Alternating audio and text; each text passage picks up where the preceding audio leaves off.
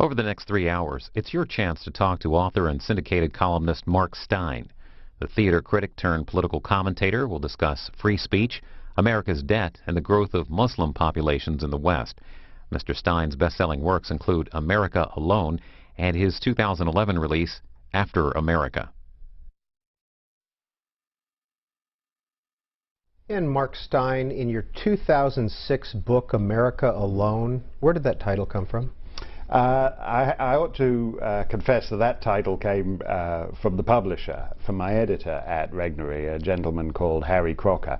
I had a far more artful and elusive title that he thought was for losers and would guarantee we sold, 2,800 copies and was in the remainder bin.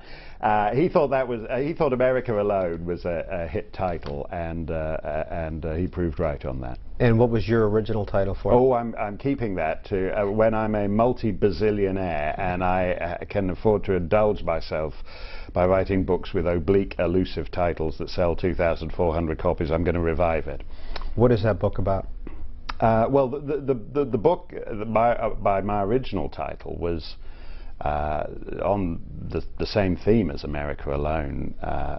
Eventually turned into, which is civilizational collapse, which is my shtick, as it were, is my little niche.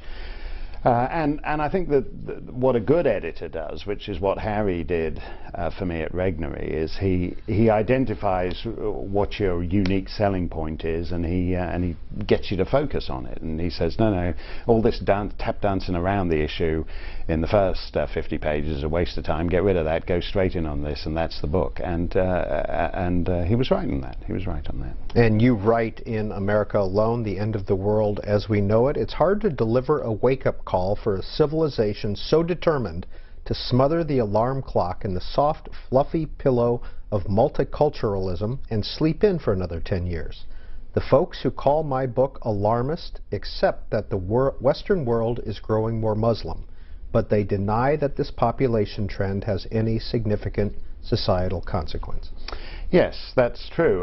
My book, when it came out in 2006, The Economist called it alarmist. My own magazine up in Canada, Maclean's magazine, called it alarmist. I think, in fact, it was insufficiently alarmist. If you look at, for example, in the Netherlands, you have explicitly Muslim parties organizing in local legislatures now. If you look at the city of Brussels, majority of people on the city council of the governing socialist caucus are Muslim. I was sent a picture yesterday of the city of London, the square mile, the biggest financial centre on earth, and the nearest Muslim mosque for city workers is too small, so they all take their prayer mats in the street and look towards Mecca, and so on Friday prayers the streets of central London, this street in central London is filled with Muslims looking toward Mecca and praying. And now you can argue that that just adds to the general gaiety of life in a multicultural society, or you can argue that it's going to be a huge blessing, or you can do as I do and argue that in fact it puts a big question mark over those societies. But I think it's ridiculous to pretend that nothing is going to change about a society. There's a difference between if you look at Austria, for example, by mid-century it's predicted that a majority of Austrians under the age of 30 will be Muslim. That's what the Vienna Demographic Institute predicted. Now this is a country that most Americans don't think about. They think about, if you say Austria, they think of Julie Andrews prancing around with the nuns, singing How Do You Solve a Problem Like Maria. That was Salzburg 1938. Salzburg 2038 is How Do You Solve a Problem Like Sharia? I mean, that's like a complete inversion from head to toe in 3 generations. You also note in America Alone that one of the most popular boys' names in Europe, in several areas of Europe, is Mohammed. Yeah, and again, that's one where people say, oh, it doesn't. That's just because it has a particular significance in the Muslim world, and they go, you can only get to that statistic by adding up Muhammad with an O and Muhammad with a U and Muhammad with a double M and Muhammad with one M. But in point of fact, it is a significant marker. Cultural demographic transformation is always the most interesting, because who a society's human capital is the best indicator of where that society's headed. And generally speaking, while we tell ourselves certain fluffy and reassuring stories about demographic transformation, it doesn't always work out well. I mean, sometimes it works out messily in a relatively benign way. I'd say if you take, say, Northern Ireland, which is a place I know well, that's the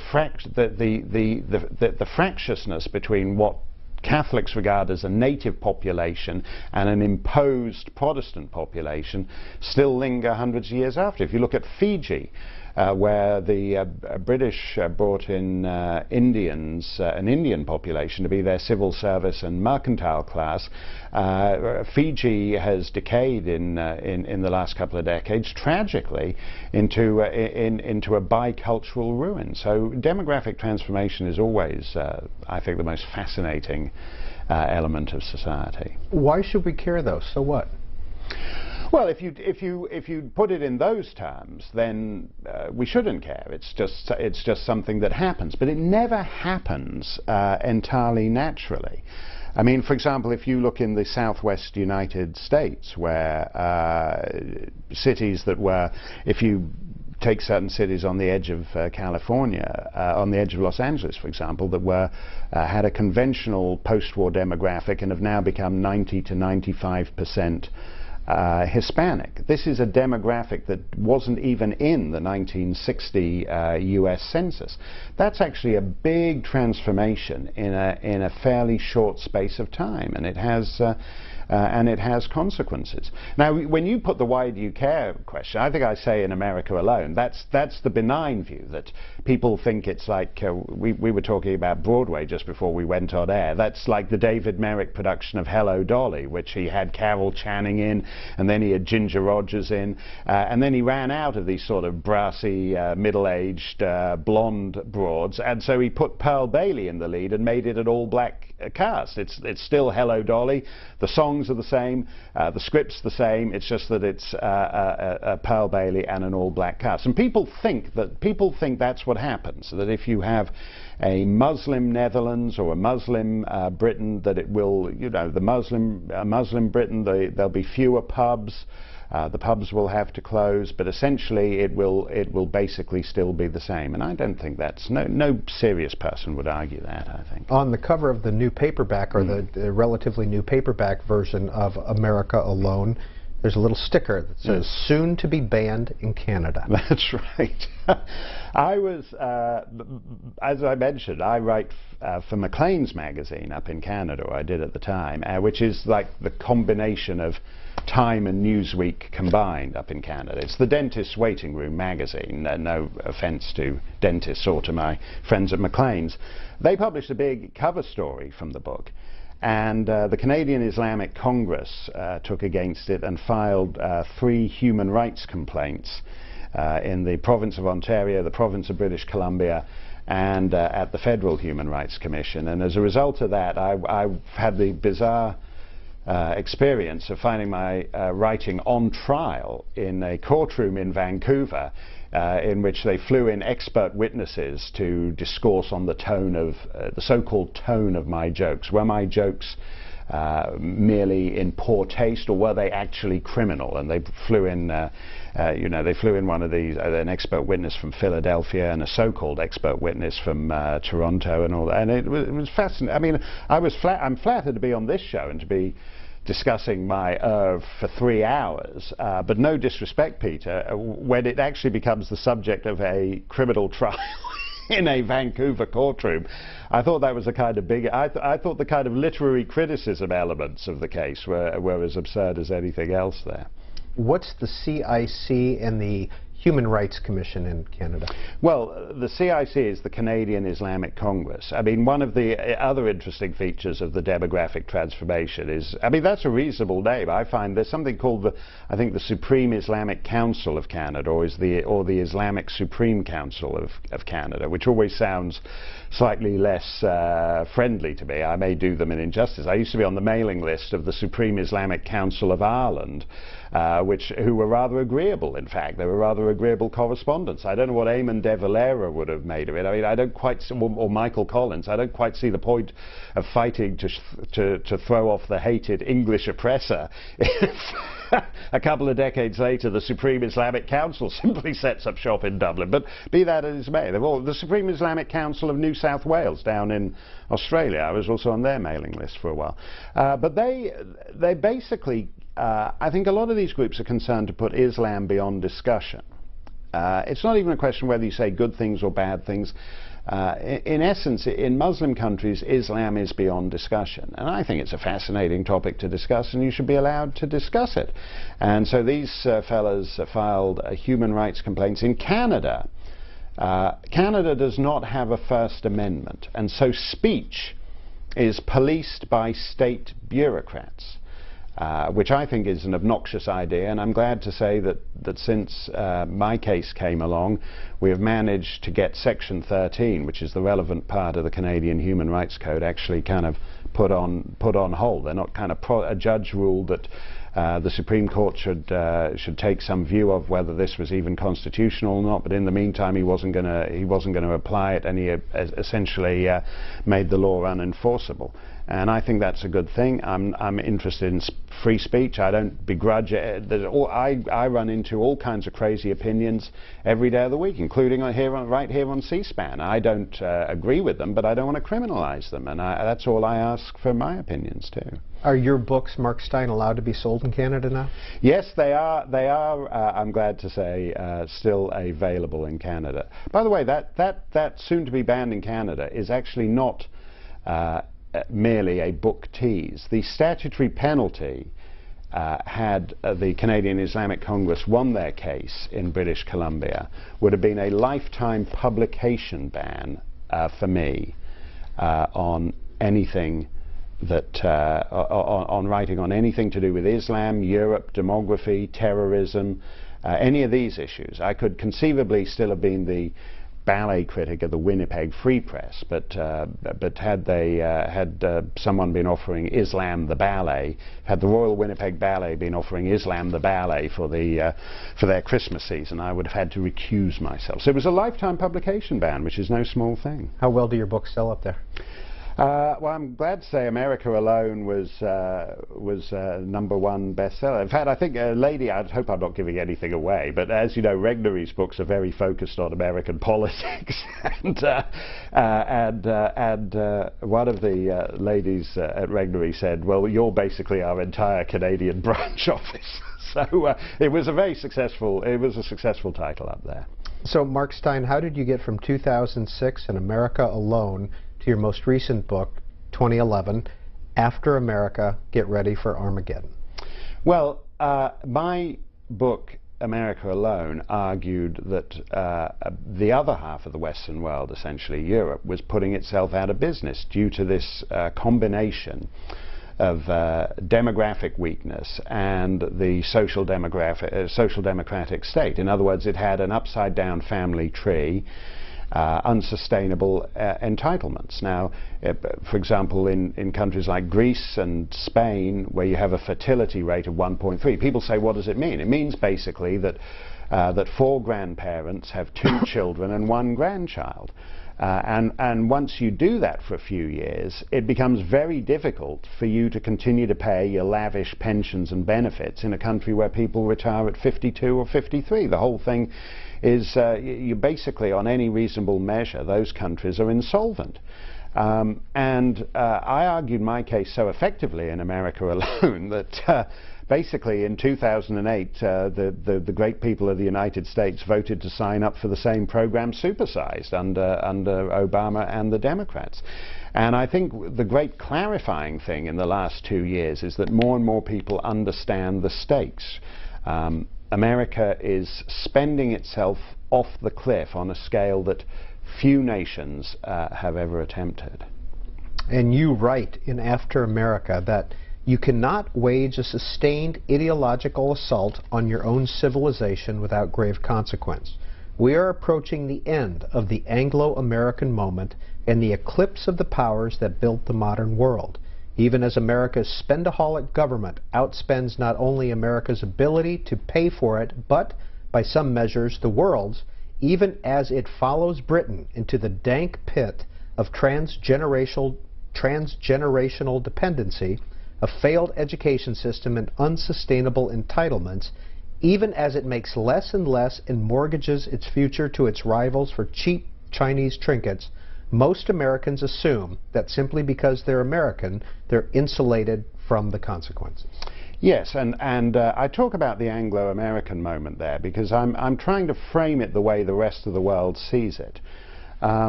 The French intellectual class thinks that a 2-century Anglo-American dominance is coming to an end, les Anglo-Saxons, as they like to put it. In other words, a particular view of the world that began, not to intrude on personal grief with the French, but that began at the Battle of Trafalgar and that has continued basically for 2 centuries since, is coming to an end. The Chinese take a slightly broader view and think that half a millennium of European dominance is coming to an end and the world is reverting to a natural Asiatic view of things.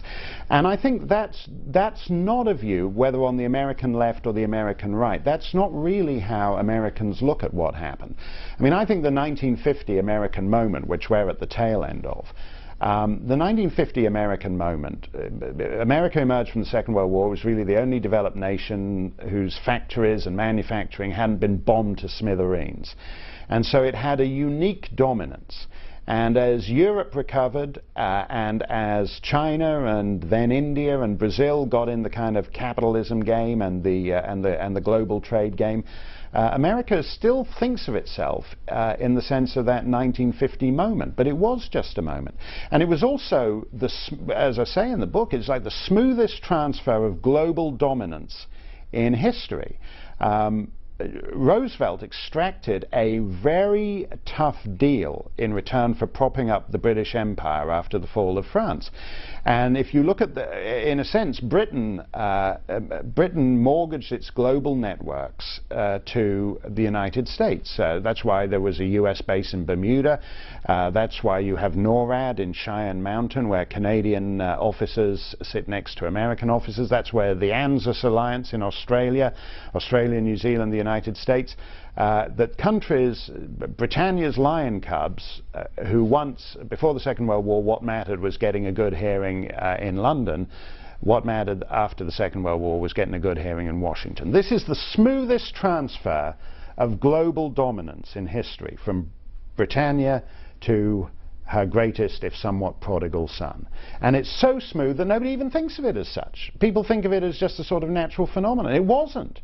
It wasn't. It's a very rare moment in human history. And the idea that it's going to go that way round in, say, 2016, when the IMF predicts that China will become the dominant global economy, is absolutely absurd. You know, who is going to play America this time round? Britain and Europe's decline was cushioned by the United States as the global order maker. Who is there out there to cushion America's decline? There's no good answer to that question. Mark Steyn, in After America, you have a time traveler. How do you put that together? Yes, I use H.G. Wells's The Time Machine, which, as I'm sure many of your viewers know, if only from the rather cheesy, cheap movie versions that they make from time to time. This is a guy who basically, he's in Victorian London, and he creates a time machine, and he goes 800,000 years into the future, where to discover a world where humanity is divided into 2 different species. And it's actually a very prescient book in a way that most futuristic fiction isn't. The only thing that H.G. Wells got wrong is that instead of being 800,000 years later, it showed up pretty much 100 years later. So he was off by whatever it is, 799,900 years. But other other than that, he was pretty spot on. And I use a Victorian time traveller, and I pitch him forward to 1950. From 1890. 1890 to 1950. He would be, and I think of him, as I was I don't think I made it explicit in the book, but as I was thinking it, I was thinking of someone in my small town in New Hampshire, you know, the great-grandparents of some of my neighbours. And if you propelled someone forward from one of those clapboard houses in 1890 to 1950, they'd be astonished. The transformation, the automobile had conquered distance. It no longer took you the best part of a day to go to the neighbouring town and back. That had conquered distance. The electric light bulb had conquered night. Now you could determine the length and duration of your own days. You go in, there's a wireless on the countertop, and there's a full orchestra playing from it. There's a device that keeps your milk fresh. You don't need the iceman anymore. There's washers and dryers. There's a telephone that rings and you can speak to someone on the other side of the continent. There's a big bird in the sky, a metal bird in the sky that will fly you across the ocean to London or to Paris or to Rome. Now you pitch that, and he'd be amazed. That guy would be amazed. The fundamental contours of his world, time and distance, have been entirely reconfigured. Now you pitch him forward another 60 years and he'd be excited. He'd be saying, wow, if this is what it's like in 1950, what is it like in 2011, 2012? And in fact, when he gets to 2012, the kitchen looks pretty much the same. The car looks pretty much the same. It's got a jack to plug your MP3 player into, and it's got more cup holders than it used to. The fridge has maybe got an ice maker in it, and it's got 15 stupid stickers telling you when you've got to go recycle which stupid stuff down at the dump put out for recycling days or whatever. But basically the telephone has buttons instead of a dial. But basically nothing much has changed except for the personal computer, which most people use in a kind of Aldous Huxley sense for entertainment purposes. If you notice, when I find it very odd when Steve Jobs starts saying, oh, just before he died, people talking about the new iPhone and the various products and things, and they're great and they're terrific, but there has to be more to a society than just inventing a slightly smaller device on which to download Justin Bieber or Lady Gaga or whatever. And I don't think we're making progress on that front. Now, it actually takes longer to fly from New York to London than it did in the late 1950s, by the time you add in all the shoeless shuffle and all the other stuff. So we're not making progress on a lot of these things. This is Book TV on C-SPAN 2. Every weekend, 48 hours of non-fiction book coverage, and once a month, the first Sunday of every month, we have our in-depth program. And this month, the featured author is Mark Steyn. We have one author on to talk about his or her body of work, and Mark Steyn is the author of 9 books. Here they are, a rather eclectic collection, beginning in 1997 with Broadway Babies Say Goodnight, The Face of the Tiger in 2002, From Head to Toe came out in 2004, America Alone, which we have talked about, came out 6 years ago, Passing Parade also came out in 2006, The American Songbook in 2008, A Song for the Season also in 2008, Lights Out in 2009, and his most recent bestseller is After America. Mr. Steyn will be with us for the next 2.5 hours to take your calls, emails, and tweets. The numbers are up on the screen. 202 is the area code for all of our numbers. 737-0001 if you live in the East and Central time zones. 737-0002 for those of you in the Mountain and Pacific time zones. You can also contact us by email, booktv@cspan.org, or send Mr. Steyn a tweet. Our Twitter address, twitter.com/booktv. Mr. Steyn, when did you start writing? I started writing at school. I always liked writing. I think it's very difficult to be a writer if you don't, because it's actually physically unpleasant work, I think, and certainly if you started in the days of manual typewriters and carbon ribbons and things, it's physically unpleasant work to do, and it's antisocial work to do as well. You know, a lot of writers lead very dull lives, and when I was a boy, and I liked writing, and I liked finding out about writers. And the writers I liked mostly had incredibly tedious lives. P.G. Wodehouse, for example, who was an incredibly prolific writer, and a marvelous writer, and a splendid writer, and had really an utterly boring life. I mean, he spent his last, whatever it was, 6 decades sitting at his home out on Long Island. He'd get up in the morning and type, and then he'd watch daytime soap operas, which he became, you know, inordinately fascinated by, and then he'd go to sleep, and he'd do the same the following day. The ones I always liked, and the ones I always hoped to be like, Ian Fleming, for example, the creator of James Bond. Ian Fleming had a fascinating, he was like P.G. Wodehouse. He lived in Jamaica. He liked to get up in the morning, and he'd write for a few hours, and he'd write a certain number of words, and then he'd go like scuba diving with Ursula Andress and have lunch with Noel Coward. And I thought, it would be great. Wouldn't that be great? You know, you'd type for a couple of hours, you go scuba diving with Ursula Andress, and have lunch with Noel Coward. What a way to live! And for alas, for 99.99% of writers, it doesn't quite work out like that. How did you begin by writing about Broadway musicals and music? I always loved music. I started as a disc jockey. I was in radio when I was a teenager, and I was a disc jockey. I wasn't a terribly good disc jockey, but I was good enough, and I got fired. And if you get fired and you've got no other skills, writing is one of the few things you can do. If you've got no other qualifications that would commend you to an employer, you should write. And I wrote a piece and mailed it off, and it got published, and I got a check for a 3-figure sum. I don't believe I'd ever got a check for a 3-figure sum before, and I thought, oh, this is great, I can live off this for 3 months. Well, I'd spent it all within 48 hours, so I then had to write something else, and that became a habit. And I started writing about, because I'd been in a disc jockey and I loved music, I started writing about that area. And I always liked, you know, again, to go back to talking about favorite writers, I mean, a lot of my favorite writers were songwriters. If you're a foreigner, one way you learn particularly about the American language and the muscularity of the American vernacular, is through popular song. And so I'd always been interested in that, and I started writing about that, and it was a kind of undernourished area at the time I was doing it, and I managed to find a little niche there. And that's good advice for any writer. If you can find, if you write about certain topics, they're kind of competitive. In my generation, you know, there were a lot of people who wanted to be like rock critics. And because 99 out of 100 guys want to be rock critics, if you then decide you're going to be the guy who writes about show tunes and Tin Pan Alley and that kind of stuff, that's actually far less competitive, and you can clean up there while all the third-rate rock critics are you know, working very over-tilled soil.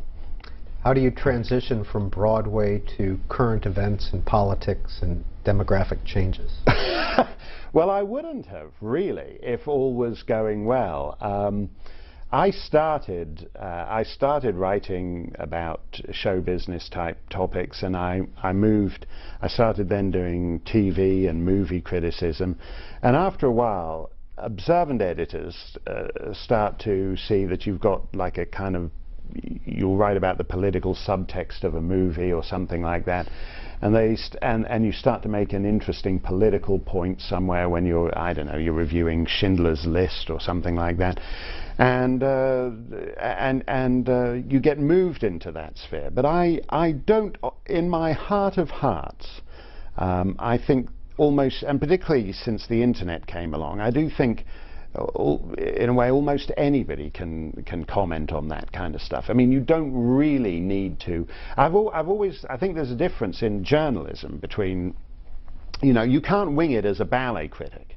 You can't say, well, at this point, a woman in a kind of pink, fluffy sort of dress that isn't terribly long came out and she wore funny-looking shoes, and she sort of twirled around for a bit, and then she went up on one toe and sort of held it for a while. It was kind of impressive. You can't do that if you're a ballet critic. You've got to know about ballet. Whereas if you write if you're a general politics, you know, anybody with any wit should be able to do it. So I think it's a slightly, it's a slightly less elevated. It's hard to do well, but anybody can do it to a sort of acceptable level, I think. Where did you grow up, Mark Steyn? I was born in Toronto. I had a little bit of a peripatetic childhood. I was at high school in the United Kingdom at Tolkien's old high school. I wasn't there at the same time as Tolkien, but I did actually have his Greek dictionary.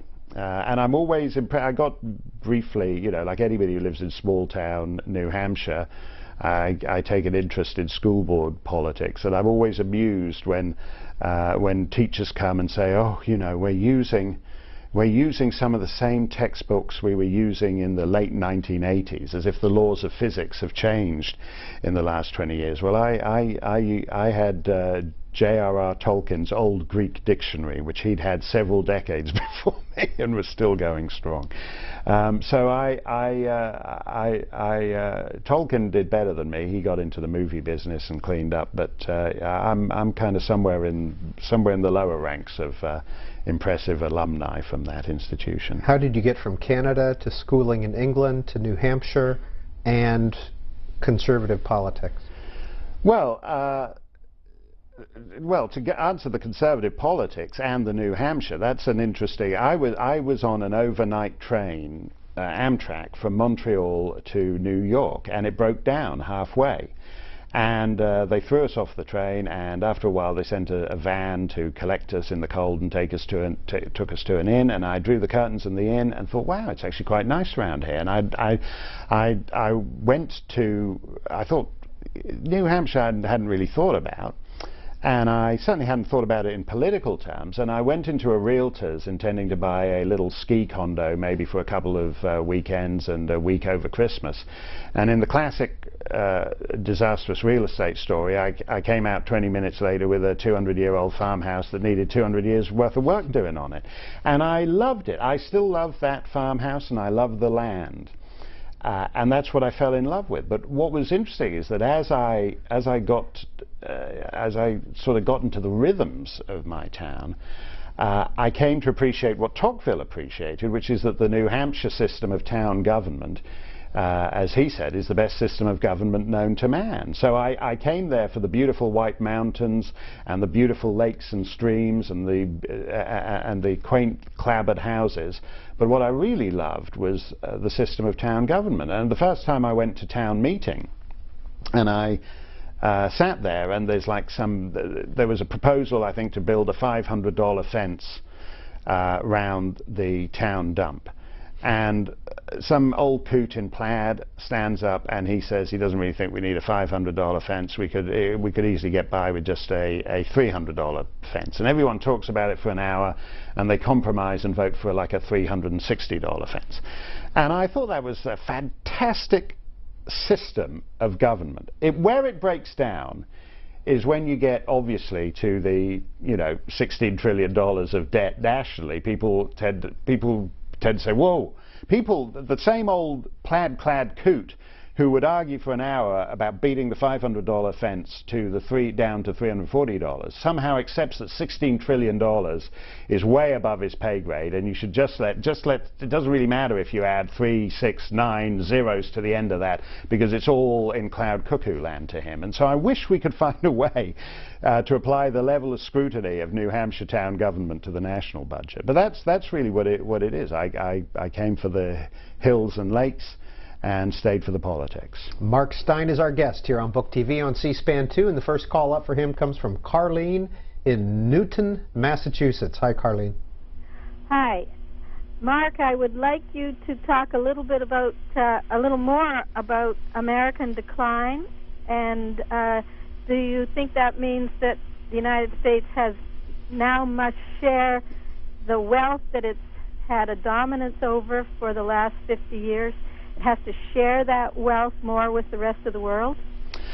Well, it doesn't really have that much wealth left to share, Carlin, because when you're $16 trillion in debt, when you're got maybe 10 times that in unfunded liabilities in terms of the entitlements, you're mortgaging initially wealth but also power to your rivals around the world. I think, for example, you're in Newton, Massachusetts. Every single dam on the Connecticut River is now owned by a Canadian company. Certain ports in the United States are dominated by the Chinese. The Chinese are buying up resources all over the world. Simply put, if you outspend, if you live beyond your means, you wind up without any wealth. And that is the situation that the United States is in. The United States has joined the rest of the Western world in voting itself a lifestyle it has not earned. And we have looted the future to bribe the present. You can do that for a little while, but eventually it catches up with you, and that's the situation we're in today. These are extraordinary sums of money, you know. When you're talking about the federal deficit just in 2011 of $1.6 trillion, I think it's $1.58 trillion, the official number. I mean, that is a scale of overspending that is unprecedented. We make these comparisons with Greece, but in the end, Greece is just talking about a few rinky-dink little billions. Here it's the hard dollar sums. And it's not a question of sharing it with the rest of the world. The post-American world is already being built before our eyes. And the question is whether we're going to get serious about this colossal, and I would argue actually profoundly immoral overspending before it's too late. Mark Steyn writes in After America, when something goes wrong, a European demands to know what the government's going to do about it. An American does it himself, or he used to. If we can't do it ourselves when it comes to painting schoolrooms or building bridges, we should certainly confine it to the least remote level of government. Mr. Steyn, Rockdots tweets into you, come on, Steyn, talk about the heathens who live across the river in Vermont. Well, Vermont, to go back to that little story I told you about the Amtrak service breaking down, the overnight between Montreal and New York, they actually threw us off on the Vermont side of the river. I was so innocent in those days that I didn't really appreciate the difference between Vermont and New Hampshire, the difference the Connecticut River makes. You know, Vermont is a beautiful state. But Vermont, for example, I used to joke that, you know, Vermont was America's leading Canadian province. But in fact, it's worse than that. Vermont is actually a candidate for membership in the European Union. Its demographics are so low. I invite anyone to travel up Route 5 or historic Route 100 in Vermont, stop in the schoolhouses. They're all emptying out because families, young families, can't live in Vermont. There's nothing for them to do. People think that the difference between Vermont, you know, somebody said years ago, because journalists in particular hate coming to my state. They hate coming to New Hampshire. You know, some guy in the Washington Post said, "Oh God, New Hampshire primary season again. What a hellish state. The only meal you can get after 6:30 p.m. in the evening is breakfast. It's got the most vicious newspaper in America, the Union Leader. Its contribution to culture is Motorcycle Week in Laconia. It's a hideous state." Whereas Vermont's got all the fluffy stuff. Vermont's got like Ben and Jerry's ice cream, and you know, but Ben and Jerry's is part of the Anglo-Dutch multinational Unilever. It's got these two old hippies fronting it, but it's actually part, and they say, you know, they're supporting, you know, oh, we're with the 99%. They're a part of it. They're a wholly owned subsidiary of an Anglo-Dutch multinational. They should be called, if they were called they part of Unilever, if they were called Uniben or Jerry Lever, you'd understand the point of it. But they're in fact, I ordered a stove from Vermont Castings Wood Stoves, Because I thought, I'd just done an event with Howard Dean, and we'd been very Vermonty together, and I was thinking, getting a Vermont castings wood stove, that'd be great, you know, just the sort of thing to, just the sort of, has the whole, it had, the very name has that small town, Green Mountain folksiness where me and Howard would sit around the wood stove shooting the breeze about. It came from Mississauga, Ontario, the Vermont castings wood stove, from some sinister Canadian corporation. I mean, this is none of Vermont's boutique, so-called boutique businesses are Vermonty at all. The state is the state. I love the way whenever you meet a young person in Vermont. My daughter, bless her, has actually just started high school over on but my town doesn't have a high school, so she goes over the river to high school in Vermont, and public school. Yeah, it is. It is. I'm happy to say. Well, I'm not that happy to say, but it is a public school. And what I find interesting is if you talk to any young person in Vermont, their whole ambition is to work for a non-profit. You say to them, oh, what are you going to do? They say, well, I'd really like to work for a non-profit. Any particular kind of non-profit, you know? Is it, no, they don't, is it community organizing in southern Vermont or saving people from the Ebola virus in the Congo? Oh, they don't care, as long as it's working for a non-profit. The entire state of Vermont is a non-profit, and the tragedy of the United States of America is it's becoming the world's largest non-profit. And I think at a certain level that kind of civilizational ennui in which we think virtue is doing some feel-good activity rather than going out and creating primary wealth is very destructive to society. Next call from Mark Steyn comes from Oxford, California. Shirley, you're on the air. Hello there, Mark. It's nice to talk to you. I just feel like you're a lot of things that you say are kind of a caricature of the conservative movement, and I don't see much depth in that. But I wanted to ask you how you felt about the arts programs. There's a soundbite that's been put out by the conservatives called entitlements, but when I think about really, there's a lot of untapped talent in America and a lot of beauty and inside of the dignity of many human beings. And you, as you are very knowledgeable about the arts and things like that, it takes nurturing, it takes money. And I wondered what you thought about where the money is going in America and why there is this, it seems to be the primary concern of the conservatives is the money aspect versus the development of human dignity and the progression of civilization. Well, dignity is a very interesting word, Shirley. And I think it's worth sticking with that. That I'm not objecting, and this is, by the way, where I have a few differences with my so-called fellow conservatives. I don't think this is a green eyeshade issue. I don't think the debt is a green eyeshade issue. It's not an accounting problem. It's not a bookkeeping problem.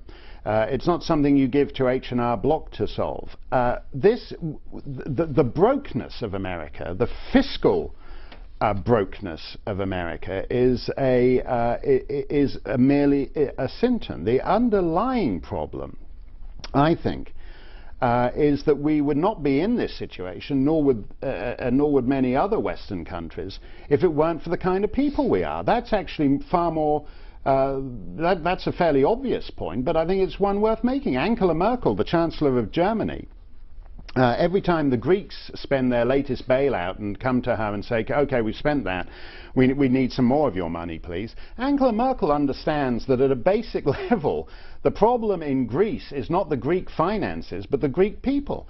And that is the problem with the United States and most other Western countries too. And you saw it, for example, in the riots in London last summer, which I actually prefigured in After America. I don't claim to be a genius, but my chapter on Britannia called The Depraved City is actually, if I do say so myself, which I do, an eerily prescient portrait of what happened a few weeks later when the riots broke out in London, in which people claimed to be attacking the rich.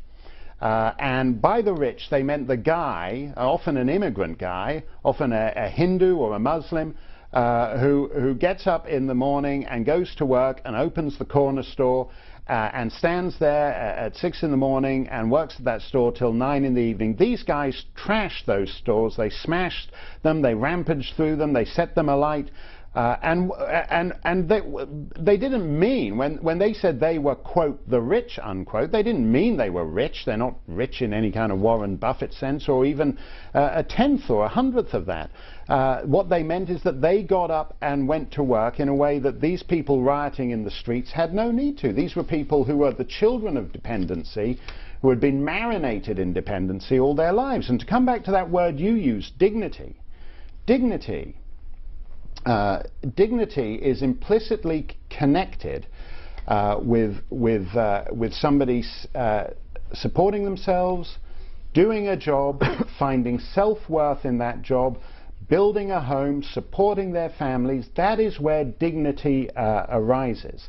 And what is horrible about big government is not that it debauches a nation's finances, but that ultimately it corrodes the soul of a people. And that's why, whatever other conservatives may say, I'm not all about the money. I wouldn't want these programs if Bill Gates wrote a check to cover them every month. It's what they do to the people that's the problem. In After America, Mark Steyn writes, so among America's elite, there are many non-political members, comfortable, educated beneficiaries of the American dream, who just want to get on with their lives. For these people and many others, liberalism is the soft option, the one with all the nice words: diversity, tolerance, peace, social justice, sustainability, and the position that requires least defending if you happen to be at a dinner party and the conversation trends toward current events. If you have to have opinions, these are the safe ones. They're not really opinions, are they? Just the default settings of contemporary sensibility. Mr. Steyn, you go on then to talk about the bumper strip coexist. What is it about that bugs you? Well, I think the laziness of multiculturalism is that it absolves you from having to think about the differences between people. If you think about it, saying that we're all the same is actually profoundly insulting, because it's not true, apart from anything else. A Muslim out in Yemen does not think he's the same as some secular gay couple in San Francisco just on their honeymoon in a nice Vermont bed and breakfast. He doesn't think they're the same, and so it's nice to think that the nice shishi gay couple can live at 17 Elm Street next to the big bearded imam with 4 child brides at 19 Elm Street, but it's actually more complicated than that. I think multiculturalism absolves you from having to know anything. I was taught by multiculturalists. I'm kind of the last generation. A lot of the teachers who taught me had taught all kinds of cultures all over the planet, and they knew all kinds of fascinating things about other cultures. And if you are interested in other cultures, you know, Nepal is fascinating because it's not like Connecticut. The jungles of New Guinea are interesting because they're not like Massachusetts. And there's something incredibly lazy about that coexist sticker, which starts with the Muslim crescent, and it has, I forget what the O is, and peace sign. The peace, of course, the peace sign, and then it's got the Star of David in there, and I think one of them is the sort of male and female symbols, which are something to do with transgendered bathrooms or something. I don't know. I can't. It all gets very complicated. But the point is, the point is that's an attitude, and I find attitude, whether the kind of attitude alone, whether it's just that, wow, I think I mentioned in that book a guy I was driving behind in Vermont. Everyone in Vermont drives at 15 miles an hour, so you have a lot of time to look at their bumper stickers. And I'm behind this guy with like a peace through music bumper sticker. And I'm thinking, what is that guy on about? Peace through music. The Taliban banned music. Good luck with that. Is he even aware of that? And no, it doesn't mean that. It means that this guy can sit on his porch, do a little weed and strum his guitar and think that he's making a great contribution to humanity. He's not. His bumper sticker absolves him from having to think about humanity. And I find that I'm increasingly irritated by attitude, and it doesn't matter. You know, I was at the airport, and I saw a guy I saw one of my kind of guys, a conservative guy. He was in a "Don't Tread on Me" t-shirt, and the Transport Security Administration were treading all over him. They had their hands in his underwear. So he was being trod all over in his "Don't Tread on Me" t-shirt. Attitude isn't enough, whether it's attitude on the right or on the left. Next call for our guest, Mark Steyn, comes from Des Moines. Is it Syria? Yes. Please go ahead with your question. Thank you. Hello, Mark. You spoke about H.G. Wells and also Steve Jobs, and I was wondering what you see in our future as far as our right to privacy, because even though computers are getting smaller, we're now living in sort of an Orwellian Big Brother is watching all of us, what with the Black Spider supercomputer and all the surveillance cameras out and about, and employers checking through the computers and know more about you than you may even know yourself.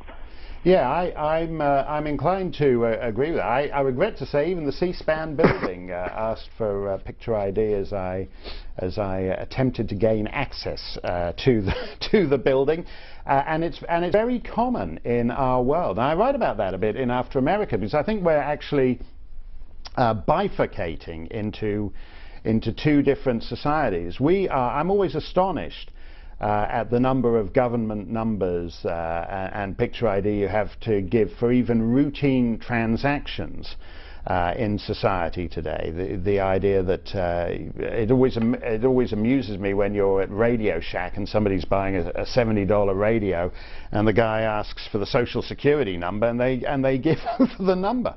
It's astonishing to me. But I think we're actually dividing into two different kinds of society. There's one group, one part of the planet.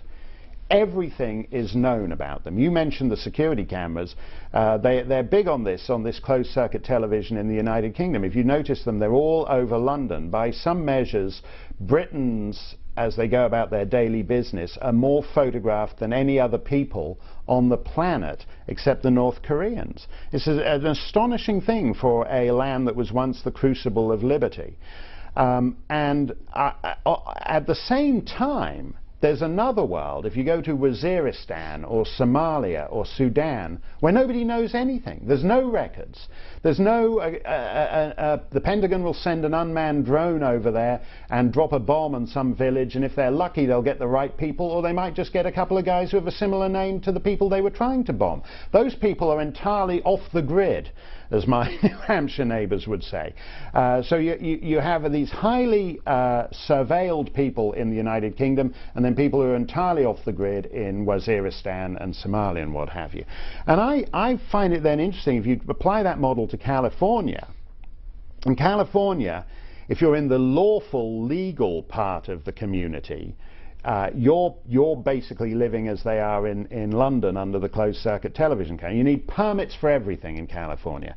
It's a disgusting regime in California that criminalizes almost every activity. You can't, if you own a hardware store and you want to give free coffee to your customers, you can't do it without getting $1 bazillion worth of permits from the relative health and safety board. They're regulated, inspected, watched constantly 24/7. At the same time in California there's this huge illegal population that does what it likes. You drive through the illegal part of town, and on a small lot there'll be 6 different dwellings. There'll be electrical wires snaking from the house to a rusting RV, to a trailer, to a large pickup truck, and all kinds of people living in there. They're not in compliance with anything. So they're like overlapping area codes in an American city. You have the half of the population that has to submit to total control by the Bureau of Compliance, and then you have the other half of the population that gets on with its life in the non-compliant, undocumented world. And I think as America gets poorer, you'll see a lot of people actually deciding that at a certain point it's more viable to move into the non-compliant, undocumented, the sort of Californian version of Waziristan, and live over there relatively unmolested by the state. In After America, you write about Permitistan and Dependistan. Right. What are they? Right. Well, I think the tragedy of big government is that it turns citizens into children who are wards of the state. I think LBJ's Great Society did that in a way that actually strikes at the heart of the American idea.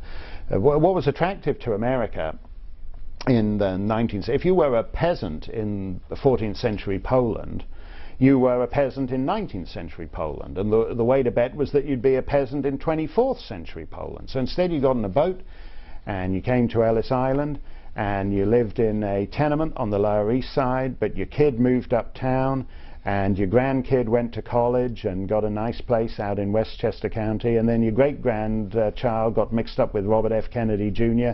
and became an environmental wacko, trying to destroy all the great industrial strength of the United States that had enabled your family to move up. That kind of mobility is destroyed by I think by big government. We are becoming there is declining social mobility in the United States, which in a way I think strikes at the very heart of the American idea, and transgenerational dependency is one of the worst examples of that. Next call for Mark Steyn comes from Martha in Charleston, South Carolina. Hi, Martha. Oh, hi, Peter. Thank you for another 3 hours of learning and C-SPAN. Well, thanks for watching. It's good to hear from you. Last time we talked to you was when David McCullough was, we were doing the call-in with David McCullough. Yes, all these great authors. I mean, isn't this a great country? Every state is so different, and to hear Mark talk about the differences between New Hampshire and Vermont, we always summer in Maine, and I think Maine's a very independent state. Former Governor King of Maine, who was independent, got me to start reading Tom Friedman's books and columns. And of course, Maine has 2 women senators, and the girls in Maine wonder if you can be a man and a senator. You know, it's just completely different from New Hampshire and Vermont. But I must say, when we traveled to New Hampshire this summer, when the flooding was just terrible, in both Vermont and New Hampshire, everybody came together to help. I mean, they truly came together, even though Vermont and New Hampshire are quite different. In the parking lot there at White River Junction, all the people were helping with the flood victims, and I wondered if Mark could comment about that wonderful St. Gaudens National Park. Yeah, that's a little ways south of me in New Hampshire, and was an artist colony, and is actually a beautiful part of the world. It's not far from where J.D. Salinger used to live.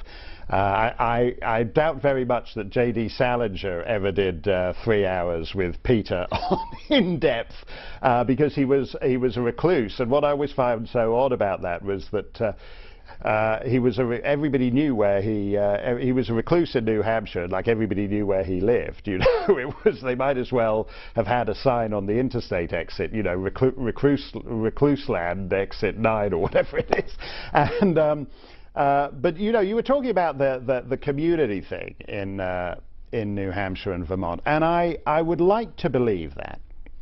I was caught in Quebec in the 1998 ice storm that hit in January 1998. The totaled Quebec, the city of Montreal, eventually all the lights went out except for the Hydro-Quebec building. And at that point I thought, we're going to be stuck here for weeks if we don't get out.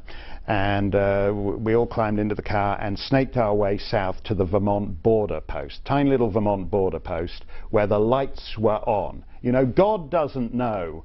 Well, I guess he does know, but God at any rate does not inflict different weather patterns on the province of Quebec and the state of Vermont according to where the borderline happens to be. The lights were on in Vermont because they were better at dealing with the emergency than the province of Quebec had been. And what was fascinating to me, as I said, I live in New Hampshire, so I think of Vermont as generally a squishy, decadent state. But at that time, when you listened, I'd been listening to the radio in Montreal, and people were just calling up and going, oh, why doesn't the government do more for me? Why haven't they repaired this yet? Why haven't they repaired that yet?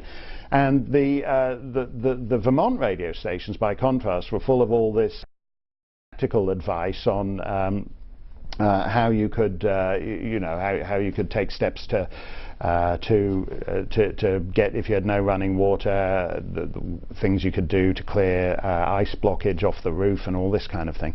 And I think the expansion under Bill Clinton of the Federal Emergency Management Agency has actually been deeply harmful to the United States. It's not a big thing in the scheme of the general brokenness, but for example, Barack Obama has declared a federal emergency I think it's works out to something like every 2.5 days. We now declare so-called federal emergencies for nothing, for absolutely nothing. And I think I simply think that's a poor model on which to operate. And when I watch news in Vermont, they're waiting for this or that federal grant to come through or whatever. I think, come on, man. You know, these are people who are returning from the French and Indian Wars, returning from the surrender at Montreal when a continent changed hands in the early 1760s. They hacked their way through the undergrowth down the Connecticut River and back to their homes in Connecticut.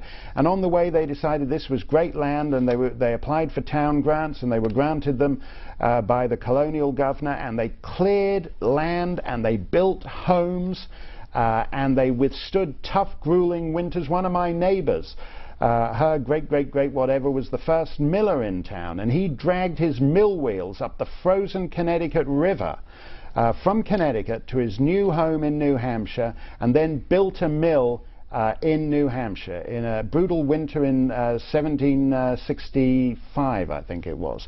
And the idea that these people now, the descendants of these people, think that when you get a bad storm, you get an ice storm or whatever, you should apply to the Federal Emergency Management Agency. There would be no America. There would be no America if the first bad winter in the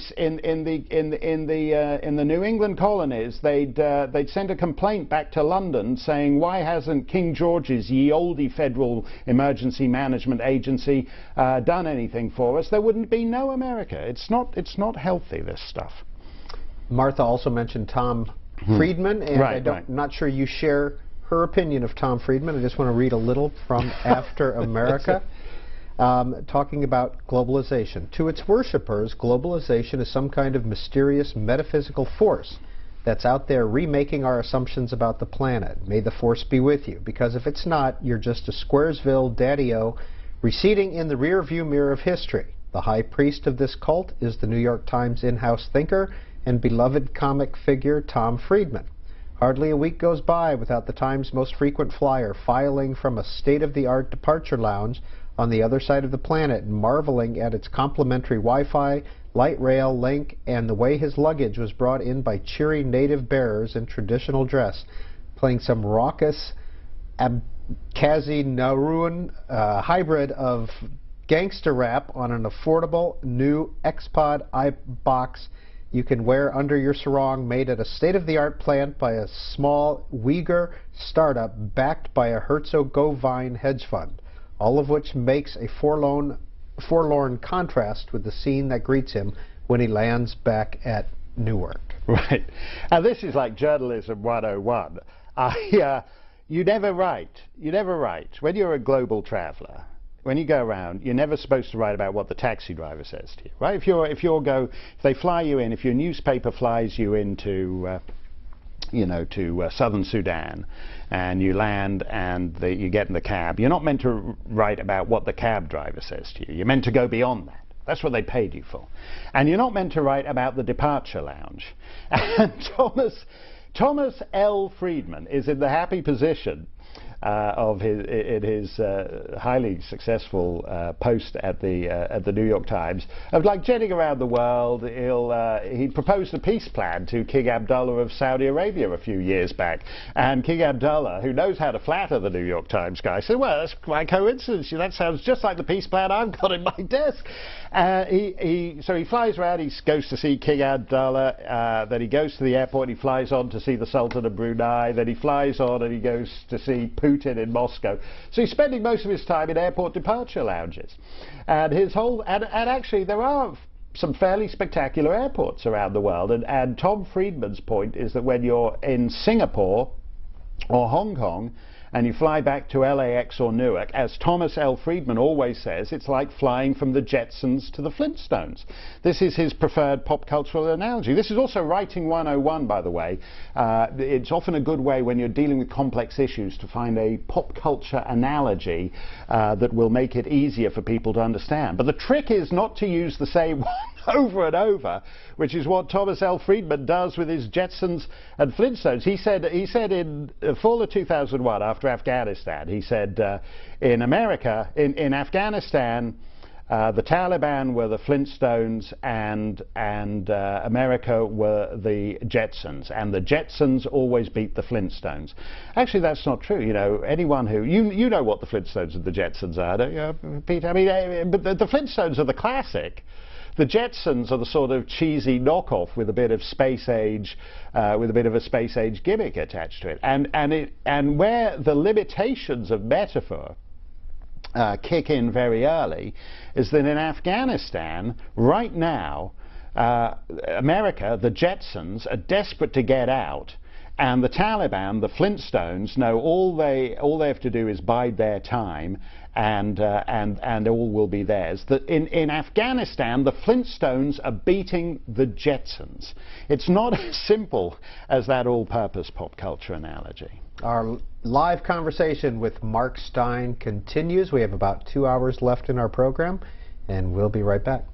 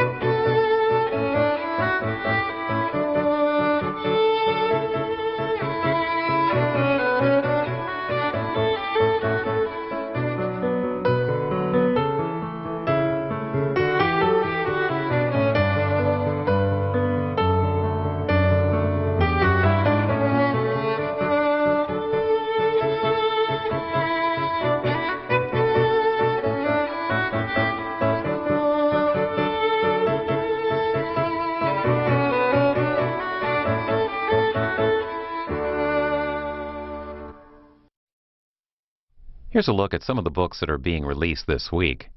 James F. Simon details the struggle to bring the country out of the Great Depression in FDR and Chief Justice Hughes, the President, the Supreme Court, and the epic battle over the New Deal.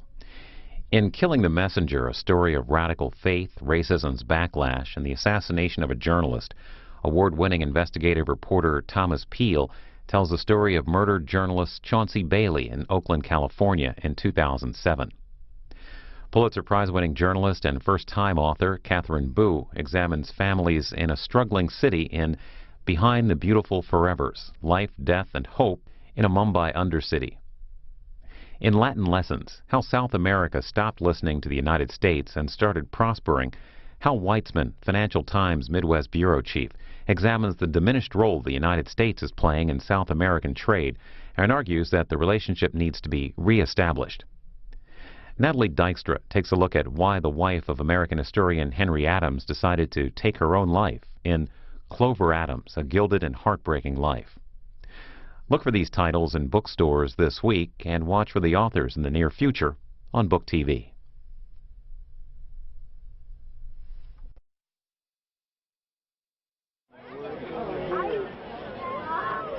Each year, Book TV brings you several events from across the country. Here's a look at some of the upcoming fairs and festivals we plan on covering this year. Book TV's first stop will be the 5th Annual Savannah Book Festival in Savannah, Georgia, over President's Day weekend. Our live all-day coverage on Saturday, February 18th will feature several author presentations, including Carl Merlantis and Pulitzer Prize finalist S.C. Gwynn. On March 10th and 11th, Book TV will be live from the Tucson Festival of Books on the campus of the University of Arizona. Our festival coverage includes numerous author talks and poets ranging from the Great Depression to forensic science. Then in late March, Book TV visits Charlottesville, Virginia for the Virginia Festival of the Book. For a complete list of upcoming book fairs and festivals, visit booktv.org and click on the Book Fairs tab at the top of the page. Also, please let us know about book fairs and festivals in your area, and we'll add them to our list. Email us at booktv@c-span.org.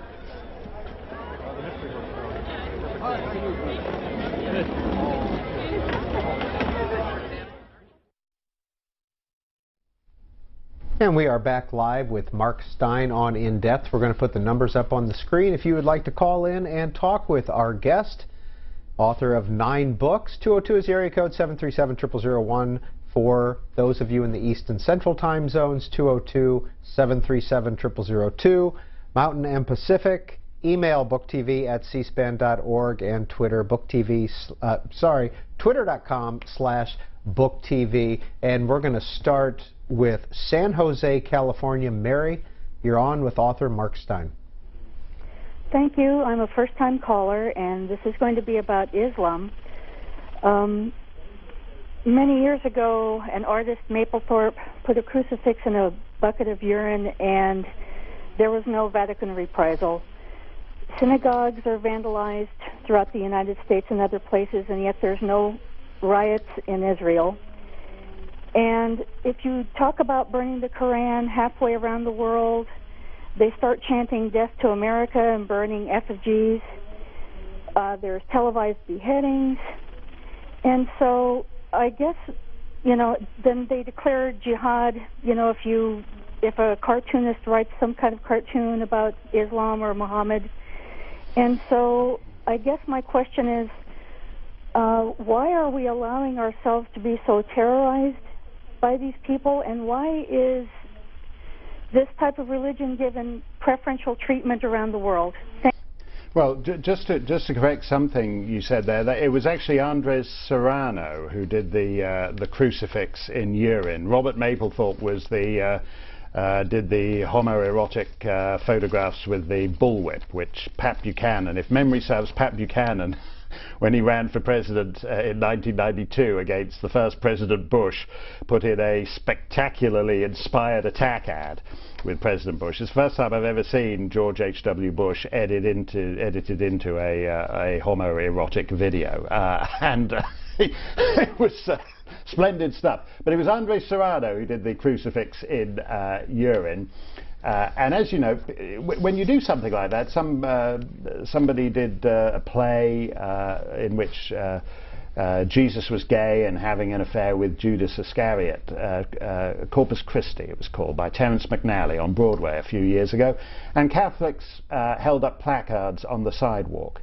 If you had done that play about Muhammad, you would have had an entirely more motivated crowd waiting for you outside the stage door when you left in the evening, and that is why people don't do that kind of play about Muhammad. I was at a conference in Copenhagen a year and a half or so back with a fellow called Lars Vilks. He's not a right-wing wacko or anything. He's a conventional Euro-lefty, and like many Euro-lefties of his generation, he reserves the right to insult everybody. And they have a tradition in Sweden, where he lives, of what they call roundabout dogs, that people put up this art at traffic rotaries of various odd kinds of dogs, and he'd done one of Muhammad. He'd just done a drawing of Muhammad as a roundabout dog, since when he has lived under death threats. There were people shouting death to Vilks on the streets of Pakistan. He came home one night and found that a couple of people had firebombed his kitchen. Unfortunately, they were rather incompetent firebombers, and in setting his kitchen alight, they'd also happened to set their pants alight. So fleeing across the field with their flaming trousers, eventually it had got too hot for them, and they'd removed their flaming trousers and abandoned them in the snow, and pranced off across the snowy field in their BVDs, and unfortunately making the mistake of leaving their driver's licenses and all kinds of other picture ID in their smouldering pants, enabling the police to go and arrest them. And everybody had a very good laugh about it, because like a lot of these fellas, they're incompetent. Like we would have laughed at the 9/11 guys had they been arrested on September the 10th, because they were incompetent. They went into a lap dance club and were the world's lousiest tippers, and we would all have had a laugh about them. These fellas are always jokes until they pull it off. And the tragedy is, Lars Vilks has learned the hard way that the left isn't there for you on free speech issues. The left would simply, all kinds of people have said this. It's easier in the end to mock Jesus, to mock Catholicism, to mock Christianity, to do all those tedious jokes like the crucifix in urine, because no one's going to come after you. If you're going to be provocative, it's best to do it with people who can't be provoked. And in that sense, Episcopalians and Congregationalists are the easiest target in the world.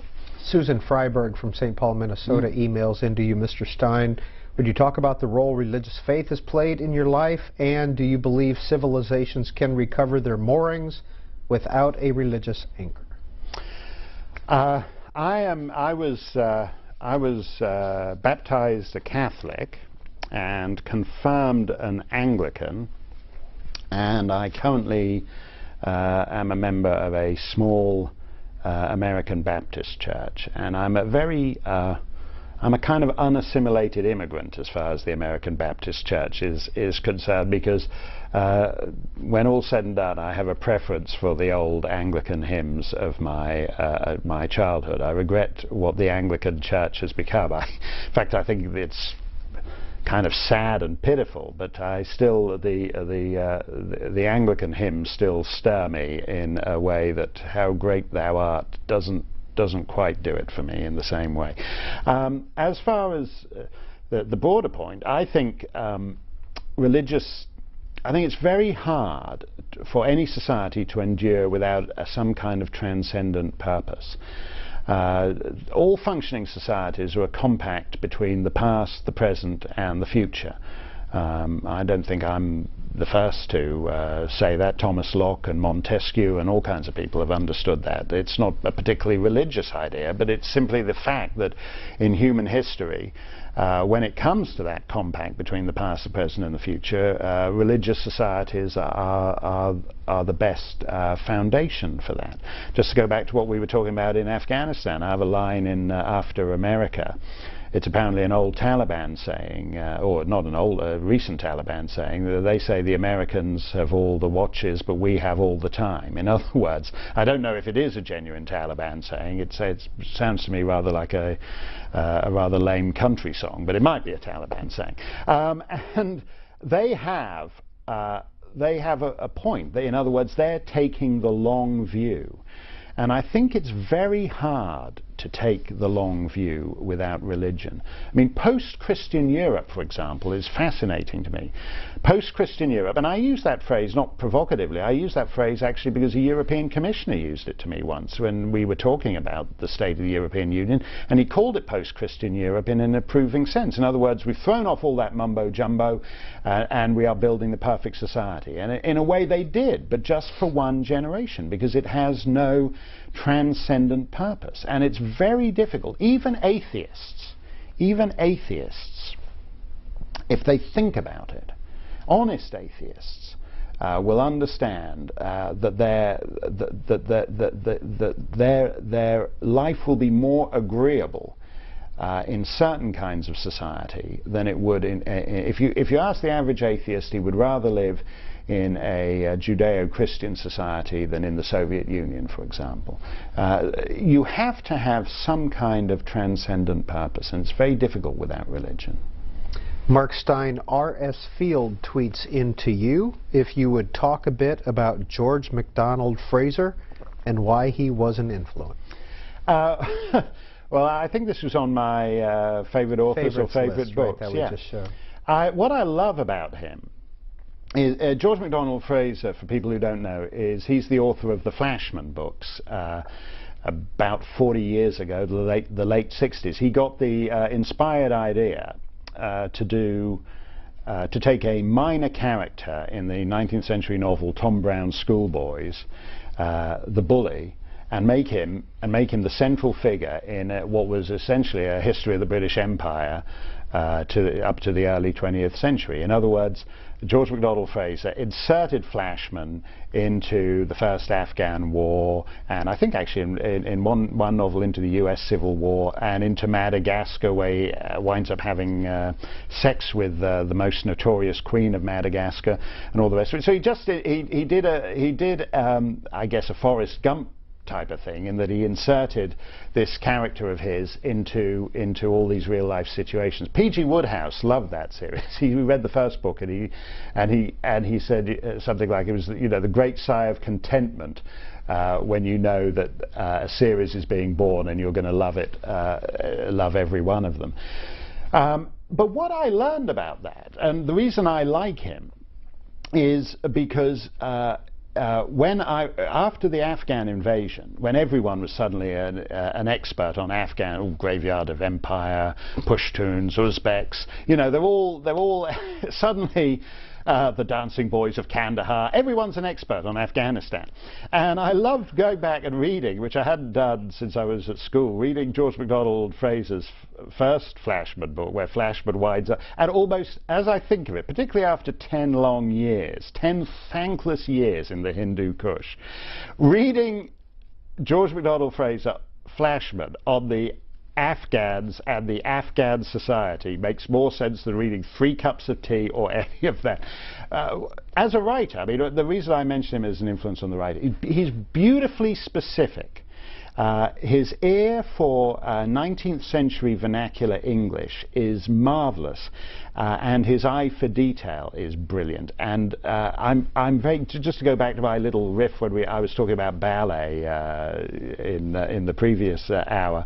You know, the terrible thing, Peter, is, I'm not a great one for, you know, teaching writing. I think it's very hard to teach, but I do believe that the deeper you can dig, you know, you don't say the guy climbed into a car and drove away. It's better to identify what kind of car it is. And what I love about George MacDonald Fraser is he's dealing with something several generations removed from his own time, and yet the detail in the books is absolutely beautiful.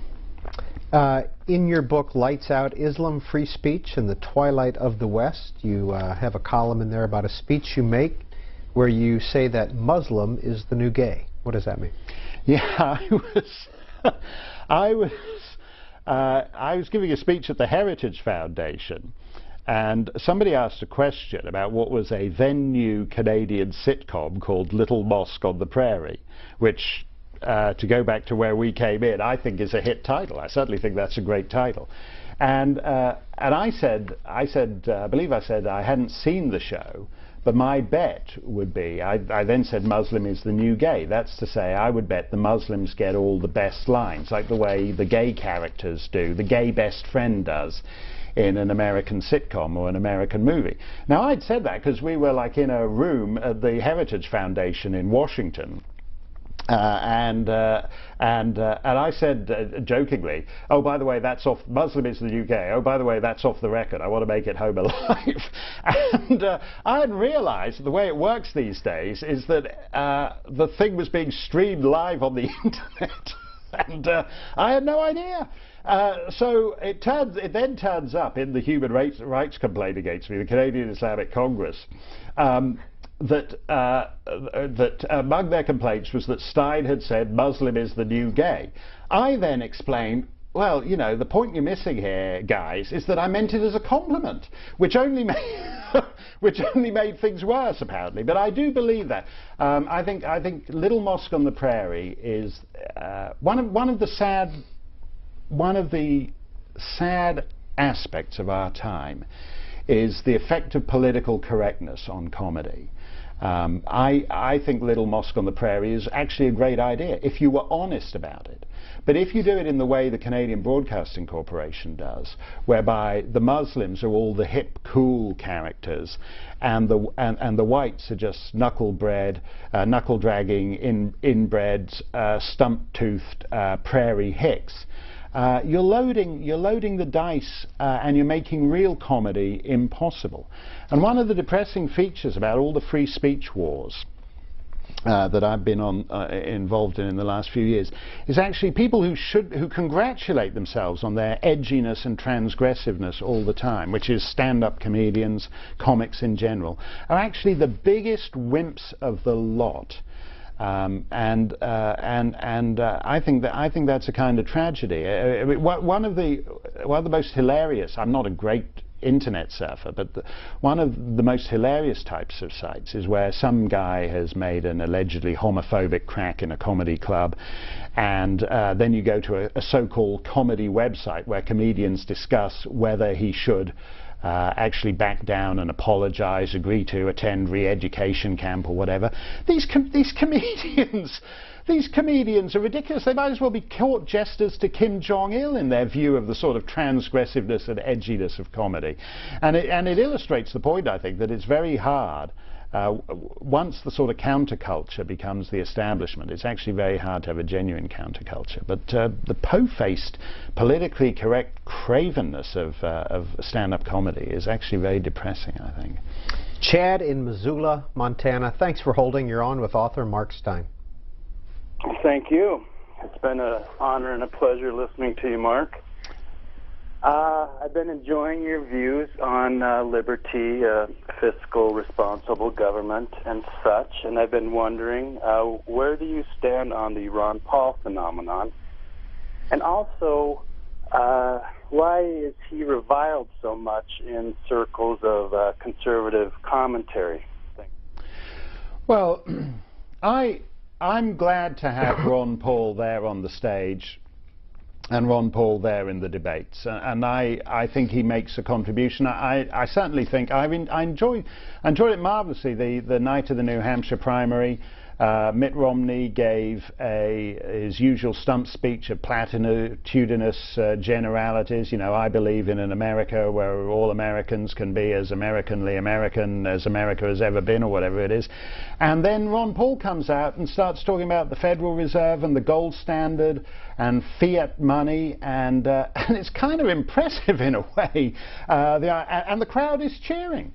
And I like it. I'm all in favor of Ron Paul when he's there talking about small constitutional government, when he's hammering the Federal Reserve. Everyone thought he was a nut 4 years ago going on about the Federal Reserve.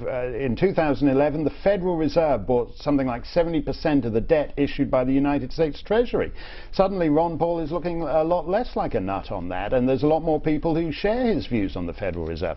Where I part company with Ron Paul is the idea of an America that can live aloof from the rest of the world. as a 19th century isolationist republic. There is no fortress America. This country can't even maintain its fortress against two relatively benign neighbors. Basically, half the population of Mexico has moved north, and 100% of every single disastrous Canadian idea, from multiculturalism to government healthcare, has moved south of the border. So there is no fortress America. And even as a 19th century isolationist republic, America was only able to enjoy that role because the Royal Navy maintained global order.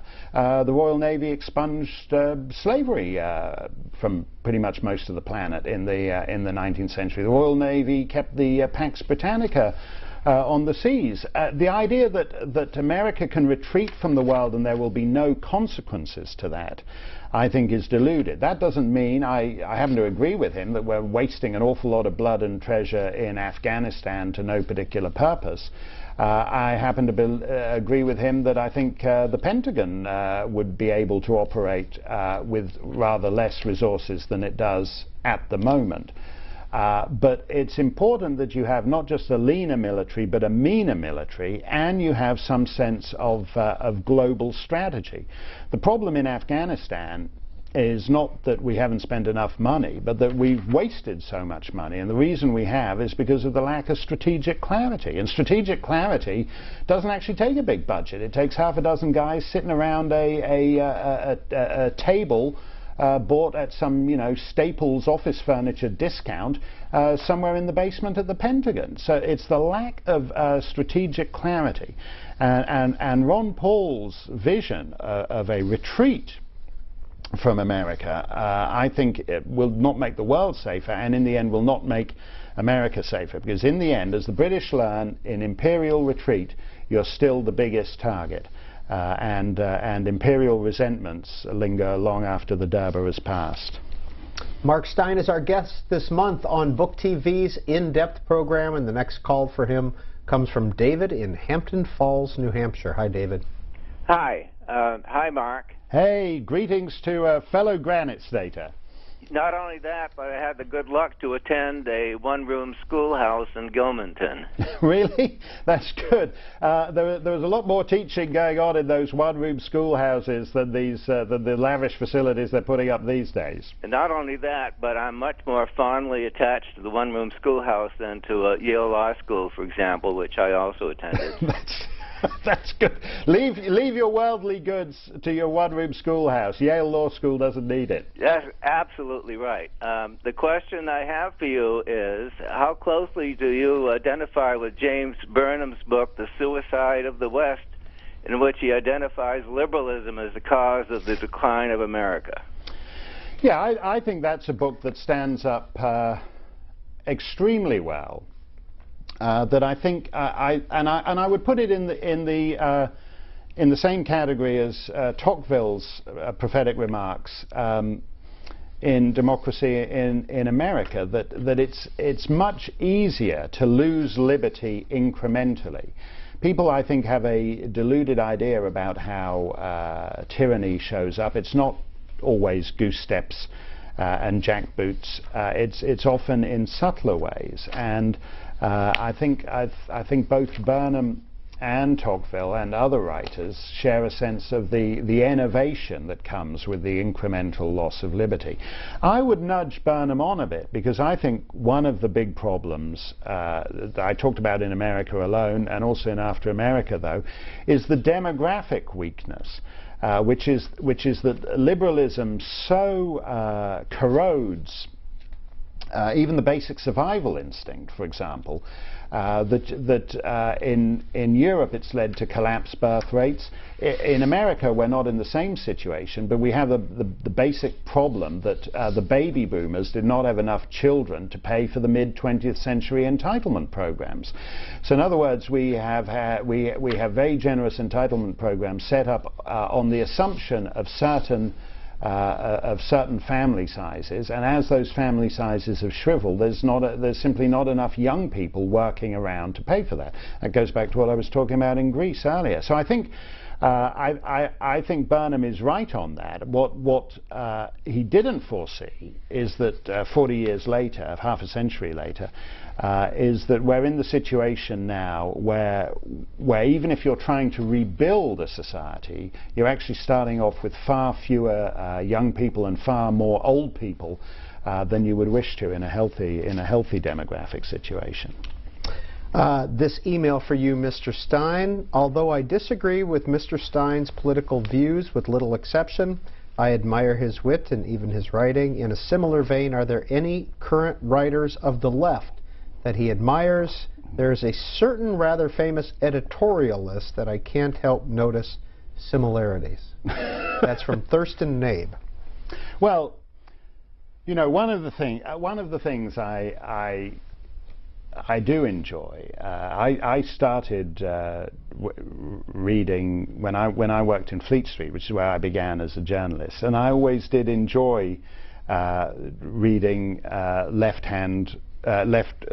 left-wing critiques of me. I think that's actually very pleasurable. There's in fact, I believe when I applied for my green card, I was obliged to send in some, information about me, and just as a joke, I'm not sure, I don't know whether my immigration lawyer wound up submitting it in the end. I wound up putting in a rather devastating left-wing critique of my writing that I thought was actually fabulously written, and I always look to find someone like that. And I have a problem with certain liberal writers, in that I hate it if you can see the formula, and I think any good writer does. And I have a problem with, say, I really shouldn't be even talking about this, but I have a problem with, say, Maureen Dowd at the New York Times, because I think you can too often see the formula. I'm sure, some people would say that about me, yet there's times when, I'm having to slough off a column in the 20 minutes at the airport after I'm rushing to catch a plane after a big 3-hour special on C-SPAN, and I've not put the full juice into it, and so I write it in the car on the way to the airport, and you can probably see the formula in that. But I think there's my problem with a lot of left-wing columnists is when, like with Maureen Dowd, liberal columnists, is where you can see the formula. Having said that, one of the things I miss about Fleet Street is I think it's nice to always mix it up a bit. And I remember when I was involved in starting the National Post in Canada, and John O'Sullivan, who was the editor, the op-ed editor up there, I remember him calling me before the paper started, and he said, "What left-wing columnist can we get?" And this was 1998, and I think I suggested Christopher Hitchens, because Christopher Hitchens was regarded as a man of the left then. And I loved reading Christopher Hitchens. He was a man of the left to the end, really, I think. He's not a conservative in any sense, but he was a well-read man. He was a literary man. He did not have his talking points that he regurgitated, and he had a kind of historical sweep. But John O'Sullivan's point that even if you're a right-of-centre newspaper, you should have some left-wing voices in there, I think is absolutely right. And I think likewise, if you're a left-of-centre, I think it's sad. You got to have. I wrote for The Spectator in Britain for many years, and The Spectator always used to, it was a broadly conservative paper, but they used to get waggish lefties in, and I think that makes much more sense to do it that way. This is probably a very unique email here at C-SPAN, that we've never gotten one that says what it says. Dear Mark, why do you think leftists hate Western civilization so much? Do you have a favorite American composer, Irving Berlin or Cole Porter?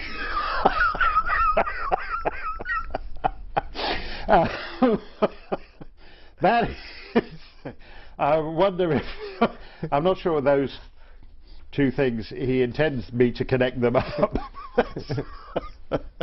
That's great. Even better, it's from Silver Spring, Maryland. I love. If I was to name a composer, I love.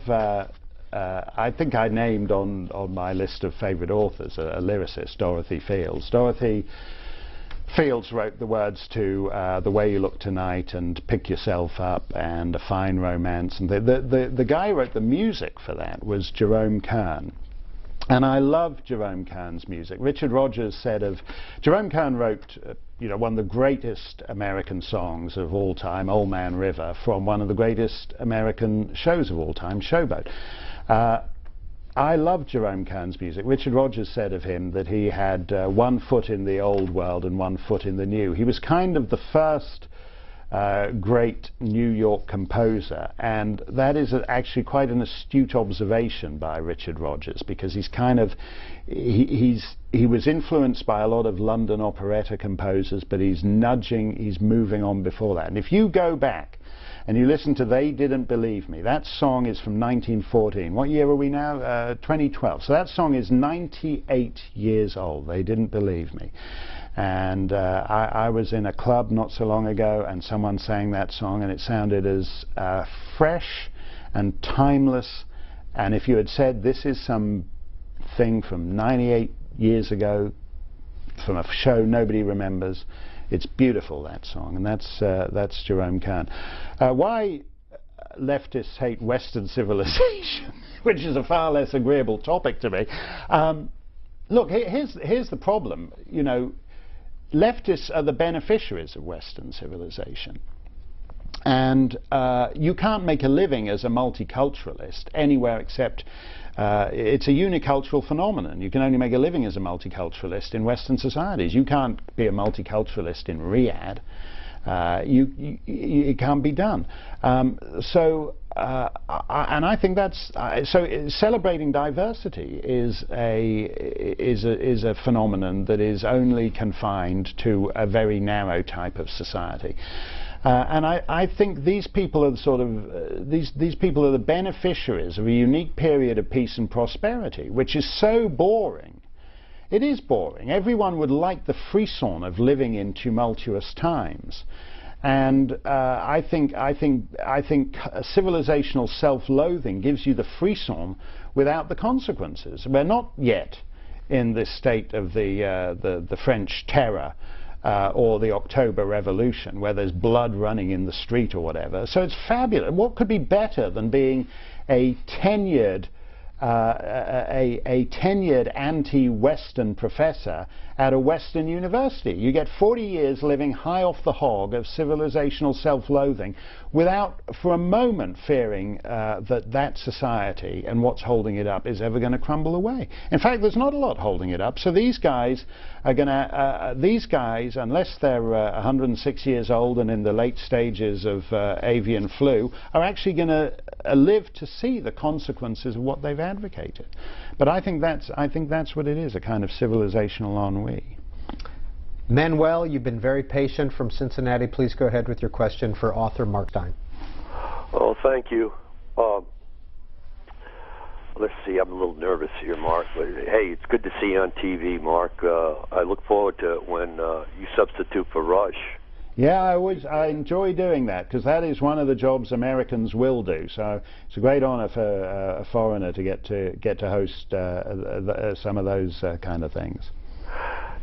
Yeah, hey, look, man, you're a patriot as far as I'm concerned.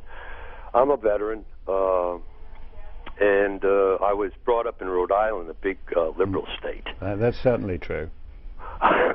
And but here's the issues I have on a political platform. Hypocrisy, first of all, in regards to transparency and the rule of law, and I'm just totally disgusted. I love this country, but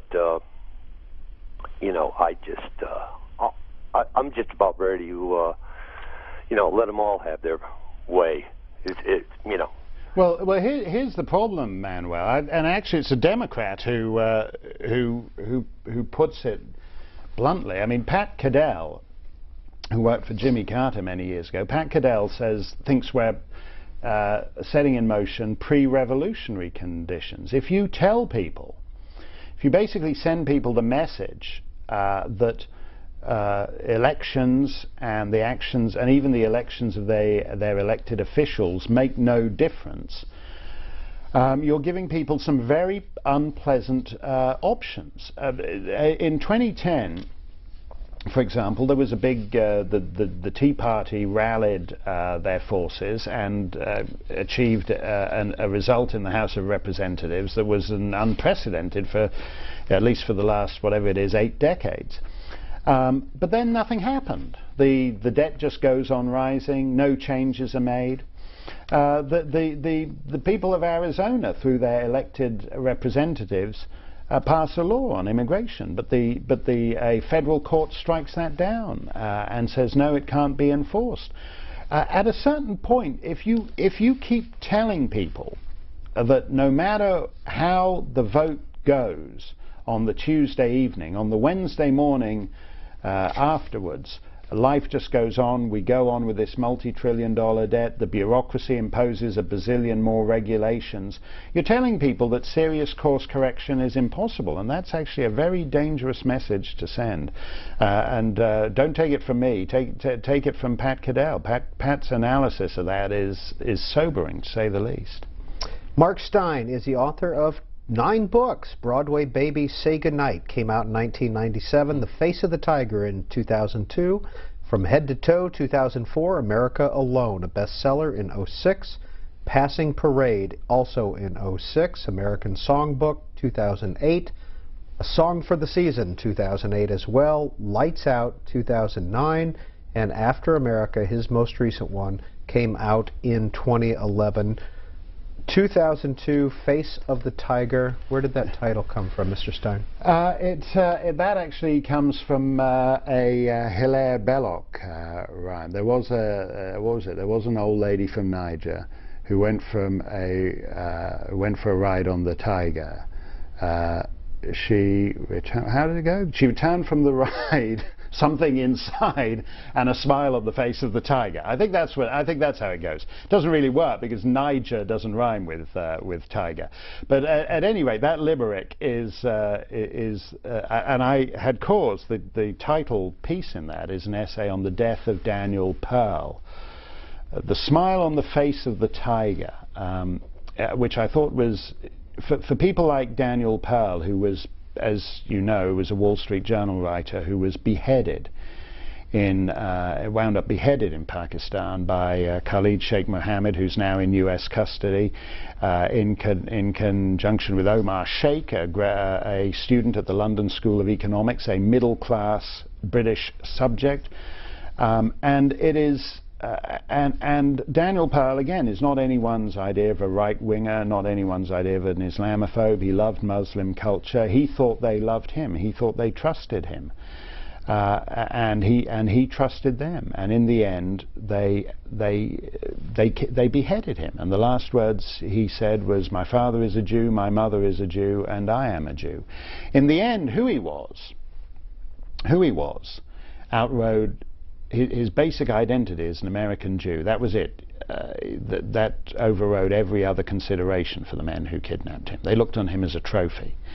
And it was pathetic, I think, to read the pleadings of liberal columnists in the couple of weeks he was kidnapped, before the video emerged, saying, "Oh, release Daniel and he can help get your message out to the world." And it's horrible to be so stupid and misunderstanding. The beheading, the decapitation is the message.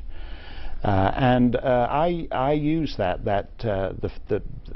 image, the beguiling smile on the face of the tiger, for a collection of my columns basically from the year after 9/11, a year that in which I think things looked rather better for us than they do at this stage. But that sense of Islam, Ayatollah Khomeini we think of as a joke, but he's not actually a joke. When he called America the Great Satan, the idea there is that America is a seducer, like Satan. He's a seducer. That's actually quite a sophisticated understanding of America's appeal to people around the world.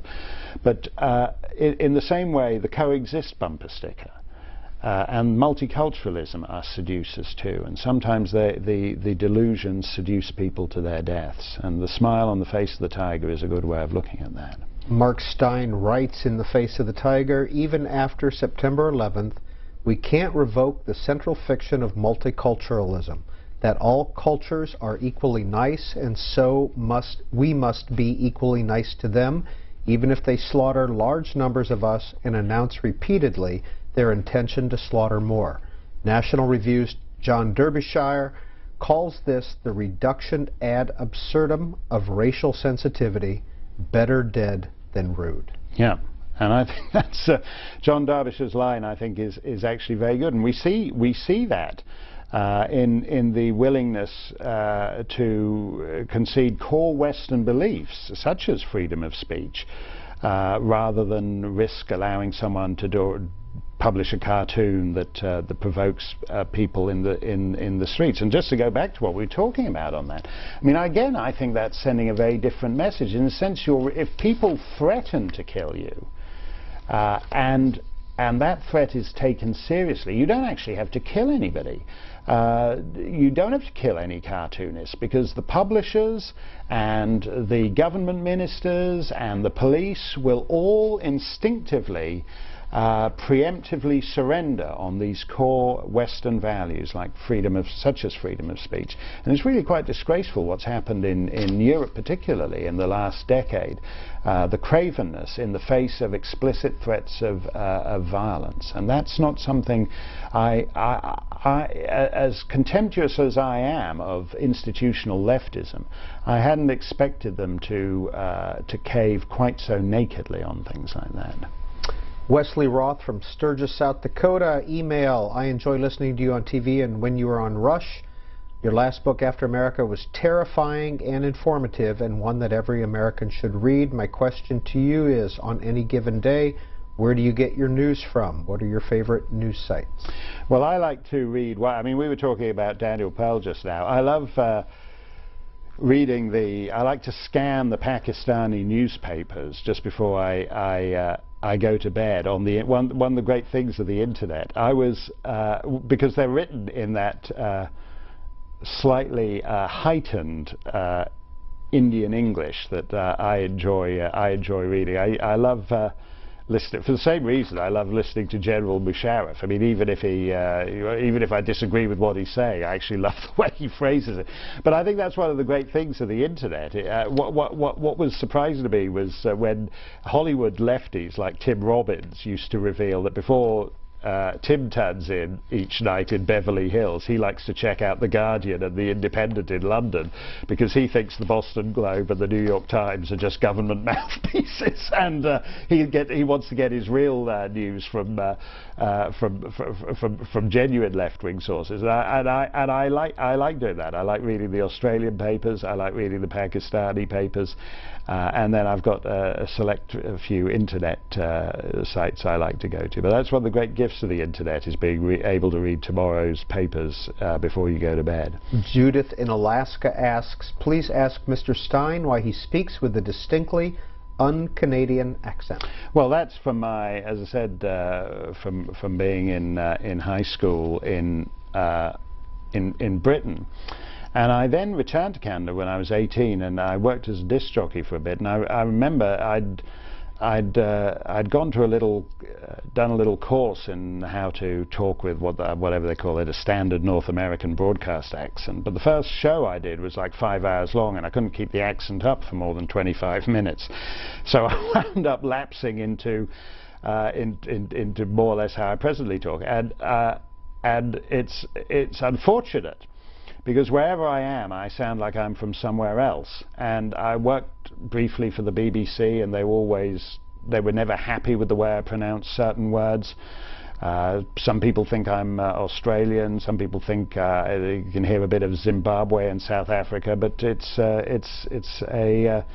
the net result of at this point in my life, I mean, I've been in New Hampshire for a long time now, and my North Country Yankee accent is coming along so great that it now takes about 1.3 seconds before people can figure out I'm not from the White Mountains. But I mean, to take that point seriously for a bit, I think one of the things it does do, I think it sometimes helps to look at a society from slightly outside it. So if, as in my situation, one is condemned by one's crippling vocal infirmity from ever passing for native, it does also offer the advantage that you can see a society from a slightly different perspective, from one remove, and I think that can sometimes be helpful for a writer. Just a little over an hour left with our guest Mark Steyn this month on In Depth. Dave in Grantsburg, Wisconsin, please go ahead with your question. Hi, Mark. Hi, Dave. My question is this: what are your views on the future relations between the U.S., Russia, and China? Well, I think China, as I mentioned earlier, is in a position to, according to the IMF, to be the world's dominant economy by the year 2016. This is the world we made. And you can imagine, Dave, if you were somebody, say in 1980, reading that news story that China's on course to become the world's #1 economy, you would be like Charlton Heston in The Planet of the Apes. You would not recognize your own world. You would think you had landed in some alternative, bizarre future scenario. But that is the world we made. And for 35 years, all the clever guys at the think tanks have been telling us that economic liberalization would bring political liberalization to China. In fact, the opposite has happened. We've helped them come up with the only economically viable form of communism. And the idea, if it's true that they're going to become the dominant economy, that will impose severe changes on the world. Now, China is demographically weak. Their great issue is that under their one-child policy, they've got tens of millions of surplus young men, and generally speaking, millions of young men who can't get any action is not a recipe for social stability. I think I say in America alone that unless that is a disastrous strategy, unless they're planning on becoming the first gay superpower since Sparta.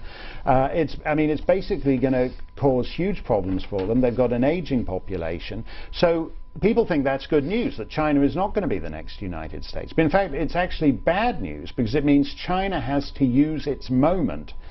China has compelling reasons to act in what it perceives to be its own interests very fast, and those interests are unlikely to align with those of the United States.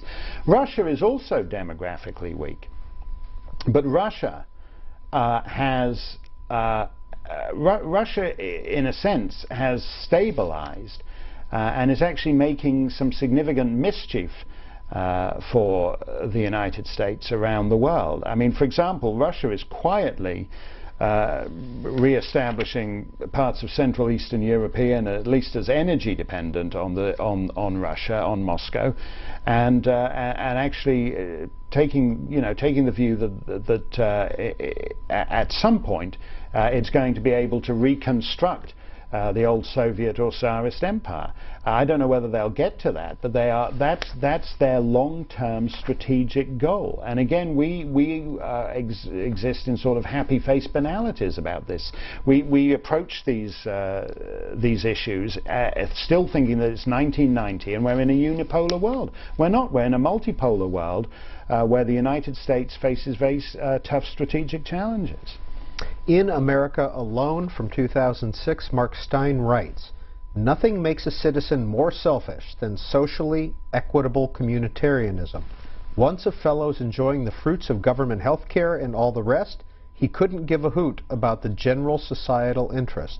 He's got his, and if it's going to bankrupt the state a generation hence, well, as long as they can keep the checks coming till he's dead, it's fine by him. Social democracy is, it turns out, explicitly antisocial." G.W. Burkhardt emails into you, Mr. Steyn. Wouldn't the 1890s Vermonter be most astounded by the scientific advances beyond 1950? such as the ability to treat illnesses that couldn't even be diagnosed in 1950? No, I don't think that's true. I think if you look at compare the 1920s, for example, with the 1990s, there were far more actual advances in medicine in the 1920s than there are in the 1990s, for which we had very little to show for it except Viagra. If you go back to Frederick Banting, for example, in London, Ontario, when he developed the treatment for insulin and diabetes, I mentioned in After America that took, I think it was basically a year and a half from him inventing it in London, Ontario, to it being on the counter in pharmacies in New York City. You can't do things like that now. To enter the FDA approval process is to pass through the gates of hell. Everything takes long. That's why we're not curing. That's why we have this little fracas between Susan G. Komen Foundation and Planned Parenthood. Susan G. Komen Foundation is the breast cancer people who have the race for the cure and the pink ribbons. I was on some plane a while ago, and the stewardess, or flight attendant I should say, the flight attendant comes out and says it's Breast Cancer Awareness Month, so for your drinks, if you chip in an extra $5 on this little commuter flight taking off 4 hours late from LaGuardia as usual, we'll give it to raising awareness for breast cancer. Who isn't aware of breast cancer? Americans need to be aware of actually how little we're doing to cure all these diseases, that the whole disease curing process has ground to a halt. Human genome, for example, was supposed to cure all these diseases, and in fact it didn't. They stumbled on things by accident.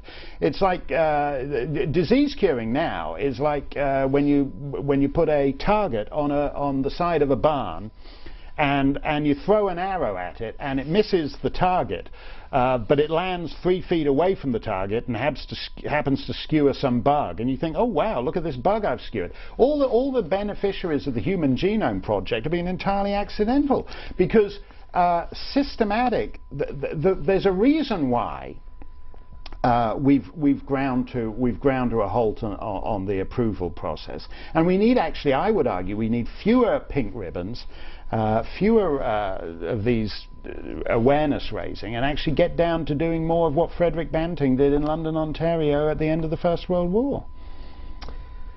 Steve in Springfield emails, as post-posterity America approaches, what are the essentials for stocking the Steyn bunker? Anything besides great American songbook recordings?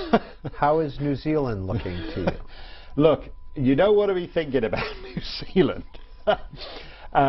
Seriously, I understand when people send me letters like that, and it's very sweet, but honestly, this is the hill to die on. It's all very well, and I think actually you'll start seeing this. I mean, it's interesting. I think you'll see the rich fleeing for bunkers around the planet, and you know, Bermuda might be agreeable for a while, and New Zealand might be okay, but in the end it's not going to be a pleasant place to be if America crumbles into a post-prosperity ruin. This really is the hill to die on and the hill to take a stand on. And I get very worried about it. A friend of mine told me just after the collapse of Lehman Brothers in 2008, he goes to have lunch with his broker in Lower Manhattan. They're in one of these, rather like this, beautiful wood-paneled mahogany restaurant in the glittering boutique of Manhattan. And they're going there to talk about his investments, supposedly, and he's going, well, you know, Lehman Brothers has gone belly up, what do you think I should do? And this guy, his broker, says to him, oh, I would buy some land somewhere with a long growing season and a defensible perimeter. That is not... I'm happy for my New Hampshire neighbours to say stuff like that when a guy in a beautiful hand-tailored suit is saying it in a mahogany-panelled restaurant in New York. You know something is going seriously wrong. And we shouldn't be thinking, you know... Charles Krauthammer said a couple of years ago, decline is a choice. And he's right. In a sense, it's a psychological condition. but it's not an option for the United States. For post-Habsburg Vienna, decline is a choice. For France after the Second World War, decline is a choice, because it's cushioned by the United States. When the United States slides off the cliff, most of the functioning parts of the planet are going to fall off with them. So this is no time. This is no time to be making like a rat and getting on the ship to New Zealand. Stay on, even if this ship appears to be sinking, the rat should stay on it and try to save it here. Don in Corona, California, you're on with author Mark Steyn. Thank you, and good afternoon. Peter, thanks to you and the staff for a quality program. And Mark, thank you for your body of work. Clearly, you are a student and passionate about history. Your book, Lights Out, chronicles the current impact of the advance of political Islam. I have a two-part question. Right. How relevant and instructive is the history of Islamic imperialism in informing us about its actions today? And the second part, if history can be a teacher and a predictor, how do we go about changing the way Islamic history is presented in the world history textbooks used throughout our country in the 7th and 8th grade, which appear to be filled with inaccuracies, biases, and misrepresentations of that history? Yeah, I would agree on you on that last part. We don't really have history in the American public system in a coherent sense anymore. It's mostly subsumed within so-called social studies, and history merits respect sufficient that it should have its own place on the curriculum and be taught in a coherent way. I think as regards Islamic imperialism, it's fascinating that in a sense everything that has happened in our time is foretold by the early years of Muslim expansionism. You know, we accept the Muslim world essentially operates to the Brezhnev doctrine, but with an efficiency that Brezhnev and late period Soviet Union could only admire. That once they take that land, they hold that land. When President Obama went to Cairo in 2009 to give his speech to the Muslim world, what was fascinating to me as much as anything else was that he actually said that the New York Times says President Obama goes to give speech to the Muslim world. They would never speak of the Christian world in that sense. Nobody uses the term Christendom except as a parodic term. And the Muslim world, it's worth asking, how did it get to be the Muslim world?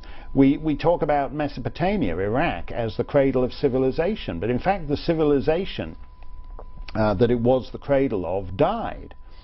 And it is now a Muslim country. We talk about in our own time, Egypt.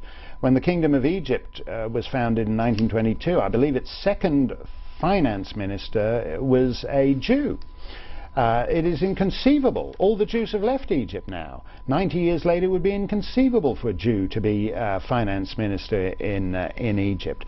And when you study the history of either Muslim expansionism in its first centuries, from Spain to India, what's now Spain to India, or in more recent times, you understand that this is a religion, but it is also an imperialist project in a way that Christianity was not.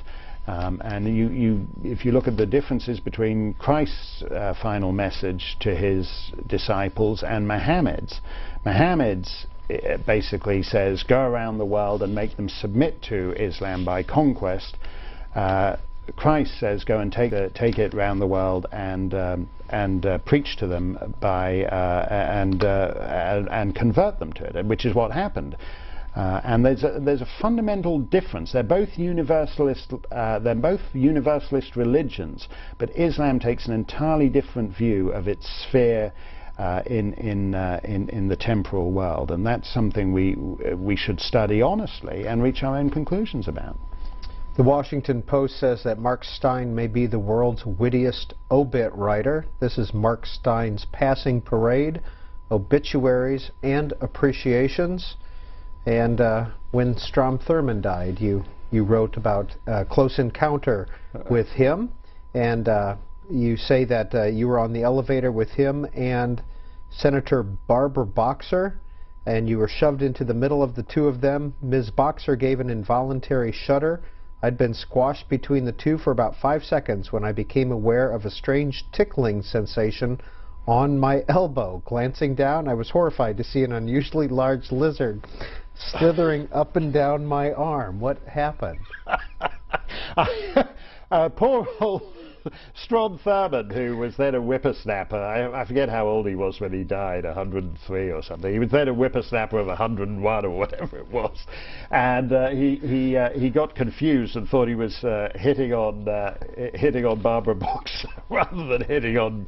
He was actually fondling my hand, I felt like he married a succession of, he married several Miss South Carolinas. I think he started with Miss South Carolina 1911 and the last one was Miss South Carolina 1993 or whatever. But I felt like one of those Miss South Carolinas somewhere in the middle. I love writing. I mean, Strom Thurmond is a gift to an obituarist. I love writing obituaries. I think you have to have an affection, some kind of affection for the character, and if I'm honest, I would say that is the book of mine that I most enjoy reading.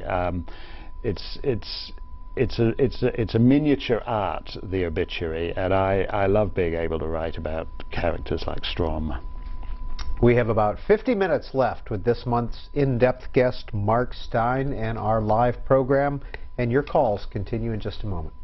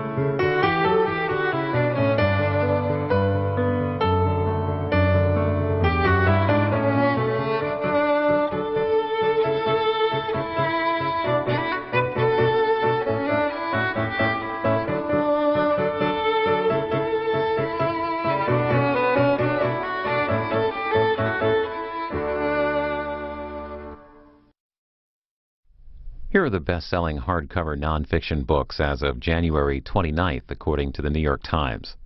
Topping the list is talk show host Mark Levin's new book, Ameritopia, The Unmaking of America. Second is American Sniper, the autobiography of the most lethal sniper in U.S. military history, by co-authors Chris Kyle, Scott McEwen, and Jim DeFelice. Third on the list is Walter Isaacson's biography of the late Apple co-founder, Steve Jobs. Bill O'Reilly and Martin Dugard are fourth with their best-selling book, Killing Lincoln, followed by NFL quarterback Tim Tebow's memoir, Through My Eyes. Number 6 is Unbroken, the story of an Olympic runner's survival in World War II by Laura Hillenbrand. Then David Kahneman researches the influences of human thought processes in Thinking Fast and Slow, followed by Jodi Kantor's intimate look at the first family in The Obamas. Sally Smith is 9th with her in-depth look at the Queen of England in Elizabeth the Queen. And then Catherine the Great, Portrait of a Woman by Robert Massey is 10th.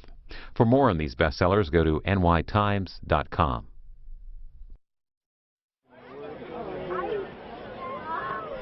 Each year, Book TV brings you several events from across the country. Here's a look at some of the upcoming fairs and festivals we plan on covering this year. Book TV's first stop will be the 5th Annual Savannah Book Festival in Savannah, Georgia, over President's Day weekend. Our live all-day coverage on Saturday, February 18th will feature several author presentations, including Carl Merlantis and Pulitzer Prize finalist S.C. Gwynn. On March 10th and 11th, Book TV will be live from the Tucson Festival of Books on the campus of the University of Arizona. Our festival coverage includes numerous author talks and poets ranging from the Great Depression to forensic science. Then in late March, Book TV visits Charlottesville, Virginia for the Virginia Festival of the Book. For a complete list of upcoming book fairs and festivals, visit booktv.org and click on the Book Fairs tab at the top of the page. Also, please let us know about book fairs and festivals in your area, and we'll add them to our list. Email us at booktv@c-span.org.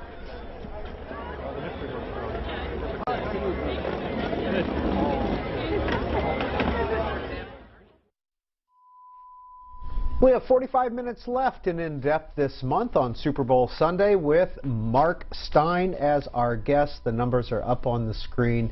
If you can, dial in if you have a question for him. And we're going to continue with our calls. Scott in Tucson, Arizona. Hi. Hello, Mark. This is a great honor to speak to you. I have sort of a two-part question. Some of it has been previously answered. With the enormity of the U.S. military and especially its legacy weapons, i.e. our nuclear triad of defense, how will that come into factor in the declining of America and the decline of the West? Will that act as a backstop or a brake? And second of all, if America is to decline or fall off the cliff and potentially break up, how do you see that? Is it going to break up regionally or how? And I'll take my answer on the TV. Okay, thank you.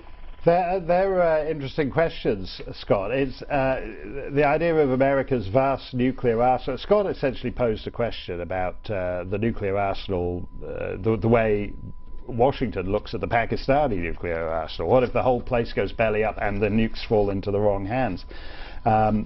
Which is kind of fascinating. I think the problem with being a nuclear superpower is if you look at, say, Mullah Omar on September the 10th, 2011, he had Osama bin Laden and the guys living in his country plotting what, if it had gone right, would have not just taken out not just the World Trade Center, but would have, if the fourth plane had made its target, taken out either the Capitol or the White House. That was where the plane that came down in Pennsylvania was supposed to be heading to the White House or the Capitol. In other words, he would have decapitated the United States of America. And he had no fear whatsoever that the United States would respond by nuking his country. He had no fear whatsoever. And nor do any of the people running around causing America such headaches and bleeding America for 10 years in the Hindu Kush, nor do they have any worry that America is going to nuke them. In a sense, having all those nuclear weapons does not act as a deterrent if people assume you will always fight with one hand tied behind your back. I don't think the United States would nuke nuke Hiroshima and Nagasaki these days. I think they would say, well, it's probably not going to play well. We'd be better off to slog our way through a filthy, inconclusive land war there for years on end, for however long it takes. And I think that becomes a great problem when you're perceived as having this huge advantage in weaponry, but lacking the will and the strategic clarity. Now, when Scott makes his point about what things are like when the United States, in a post-prosperity United States, we were talking about overlapping zip codes, people retreating into the shadows the way so-called undocumented Americans do these days. I happen to be a legal immigrant, so I'm documented to the hilt. I think I'm over-documented, and I would greatly enjoy living in the shadows as opposed to living in the Klieg-like glare of the IRS and all the rest of it. So I'm not. I think we're going to see a great increase in that, and I think you will start to see If you go, Scott is calling from. I think was he calling from Phoenix or from Tucson? Tucson. Tucson. If you go south of Tucson, it's fascinating. On the highways there's a sign. You see signs not that far south of Tucson saying "Proceed further at your own risk." On United States interstates, they're basically saying the writ of the United States no longer runs. And I think you will see that kind of bleeding sovereignty moving further and further up the country in the edge of the Southwest. I think if the dystopian scenario of After America were to come to pass, you would start to see de facto secession.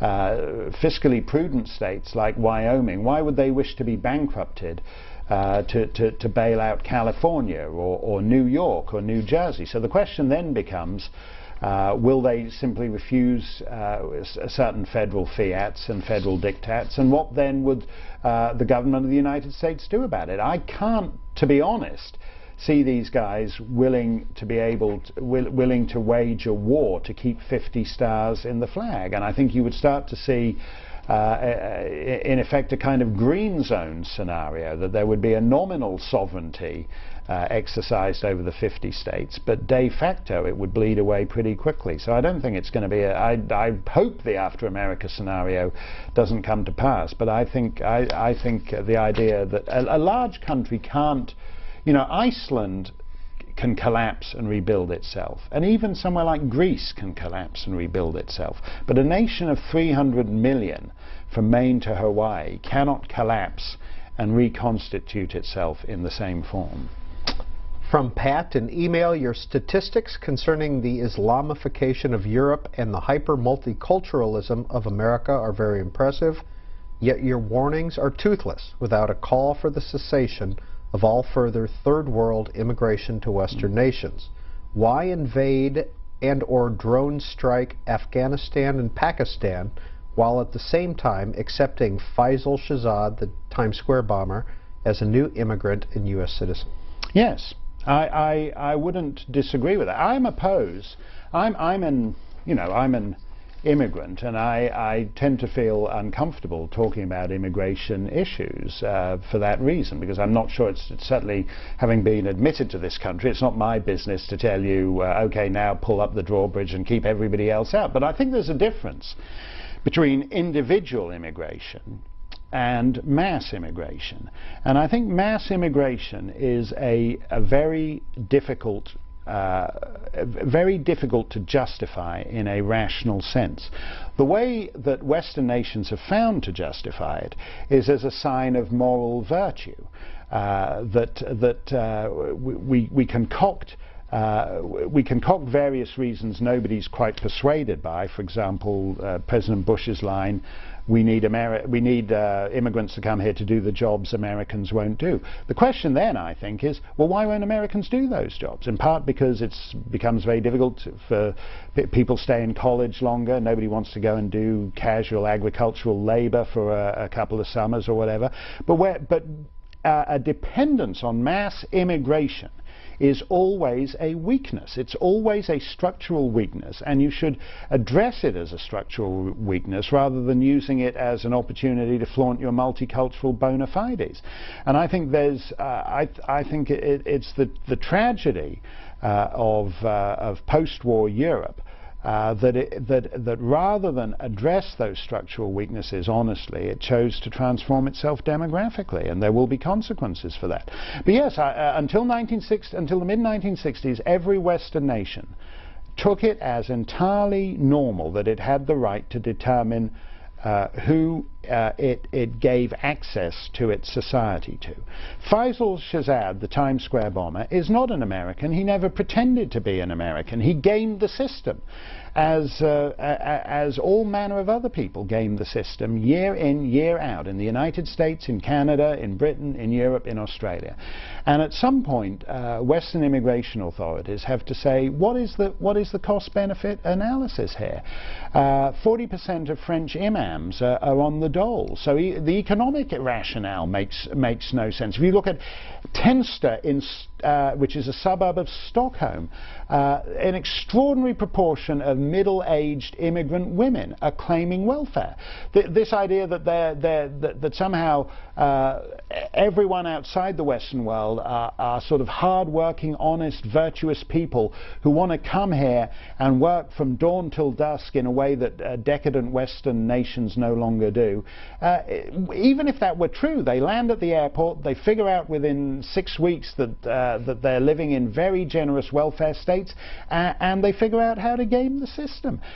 There's no rational basis for mass immigration other than the fact that it enables guilt-ridden white liberals to flaunt their multicultural bona fides. And it's fascinating to me that, for example, Japan has severe demographic crises, but in an odd way, I would bet on Japan being the first Western nation to figure out some way through it, precisely because it doesn't have the competing problems of mass immigration. In After America, Get Ready for Armageddon, Mr. Steyn writes, an election is one Tuesday every other November. The culture is every day, every month, every year. Politicians are, for the most part, a craven, finger-in-the-wind bunch. Like Milton Friedman says, don't wait for the right people to get elected. Create the conditions whereby the wrong people are forced to do the right thing. This email from Tim Long.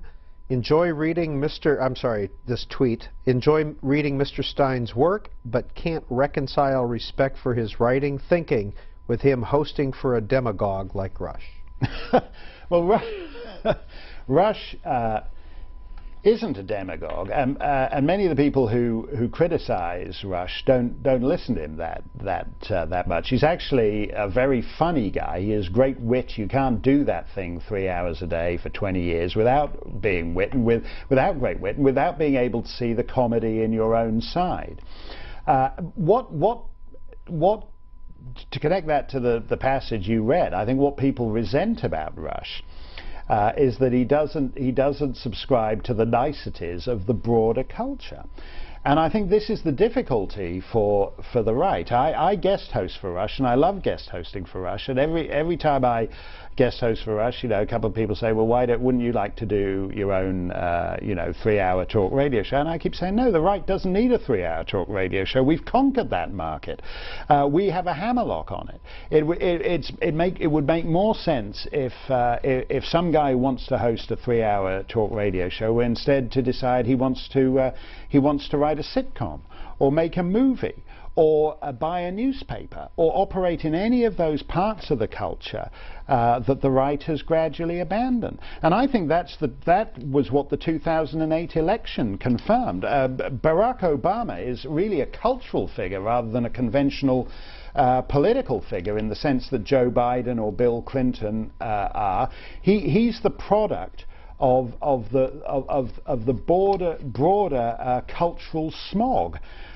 You can't, and if the right is still largely bewildered as to how he managed to get elected. But to go back to that point, if you say, if you concede sitcoms, if you concede the newspapers, if you concede the mainline churches, if you concede the motion picture industry, if you concede the universities and the high schools and the middle schools and the kindergartens, why be surprised that there's fewer and it becomes more and more difficult to get people to pull the lever for conservative candidates every other November? The whole kind of social justice, climate change, far too much of this has become the sort of air that we breathe. And we have to get back in the game on the fronts where we have ceded that turf. We have to get back in the game on television, in pop music, in all kinds of other areas. in America alone? And even if you're truly a moderate Muslim, why should you be expected to take on the most powerful men in Islam when the West's media and political class merely pander to them? What kind of support does the culture give to those who speak out against the Islamists? The Iranians declared a fatwa on Salman Rushdie, and he had to go into hiding for more than a decade while his government and others continued fawning on the regime that issued the death sentence. The Dutch filmmaker Theo van Gogh spoke out and was murdered, and the poseur dissenters of Hollywood were too busy congratulating themselves on their courage and bravery in standing up to Bush, even to mention their poor dead colleague in the weepy Oscar montage of the years deceased. To speak out against the Islamists means to live in hiding and under armed security in the heart of the so-called free world. Yeah, which I think is disgraceful. And I think, just to go back to that business of Theo van Gogh, who was murdered in the streets of the Netherlands, and a letter threatening similar death to Ayaan Hirsi Ali and Geert Wilders was pinned to the poor guy's chest. The Oscar ceremony that year, I forget what they were congratulating themselves on. I think George Clooney had made a film about McCarthyism because, you know, for Hollywood that remains the most significant event of the last 5 millennia, and they'll be making films about McCarthy. If there is a Hollywood, they'll be making films about McCarthyism 1,000 years from now and congratulating themselves and giving themselves awards for it. This is a guy who's murdered because he's made a film. And why isn't he in the weepy Oscar obituary montage? It was very bizarre. I was, you know, I was sent a copy of Geert Wilders' forthcoming book. This is a guy who, again, he has a particular view on Islam, but ever since the murder of Theo van Gogh, he has lived under armed guards. Talking about Hollywood, he said he has never seen, since whatever this, Van Gogh was murdered in, what was it, 2002, I believe? In the last decade, he has never seen a film, the beginning or end of a film, because occasionally his bodyguards, he and his wife, would like to get out and see a movie. So they'll be taken out. And they'll go and see Harry Potter or whatever it is, but they'll miss the first 10 minutes and they'll miss the last 10 minutes because to get them into the theatre with the bodyguards requires that kind of thing. And it is absolutely despicable. It is absolutely despicable for Hollywood not to show solidarity with these people. There's so much fake courage in the world, and in my own profession, writers congratulate themselves on showing courage and all the rest of it.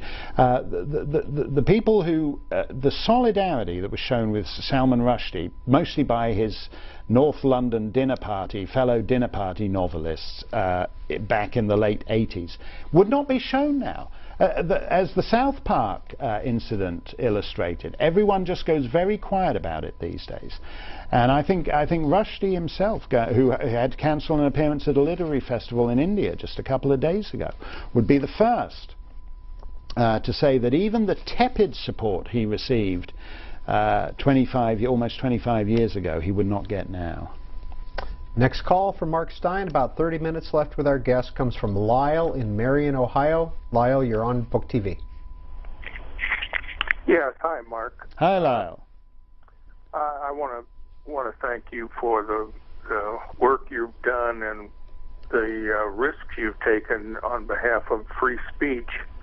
And I'd like to recommend to viewers that if they want to see some really chilling examples of what can happen when political correctness is enacted into law, they ought to nose around YouTube and watch some of the encounters that you and Ezra Levant have had up there in Canada. But what I really wanted to ask you about is Ayaan Hirsi Ali. I see that you list her as one of your greatest influences, and I just admire her greatly. And I wondered if you'd comment a little bit about her, and if you've met her, any stories that you might be able to tell about her. Thank you. Well, I have met her. I usually run into her at these conferences and things where we're speaking. And for a long time, she was. She's a Dutch Somali lady who was a member of Parliament in the Netherlands, and she wrote the film that got Theo van Gogh murdered, and has since had to live under armed guard. And for a while, when I used to run into her, she would be flanked by, she's very tall, Somali women are very tall, and Dutch men, I believe they're also the tallest men in the developed world. So whenever I saw her, she used to come into the room, this beautiful, tall black Somali woman with these tall Dutch, blonde, very Aryan white men flanking her.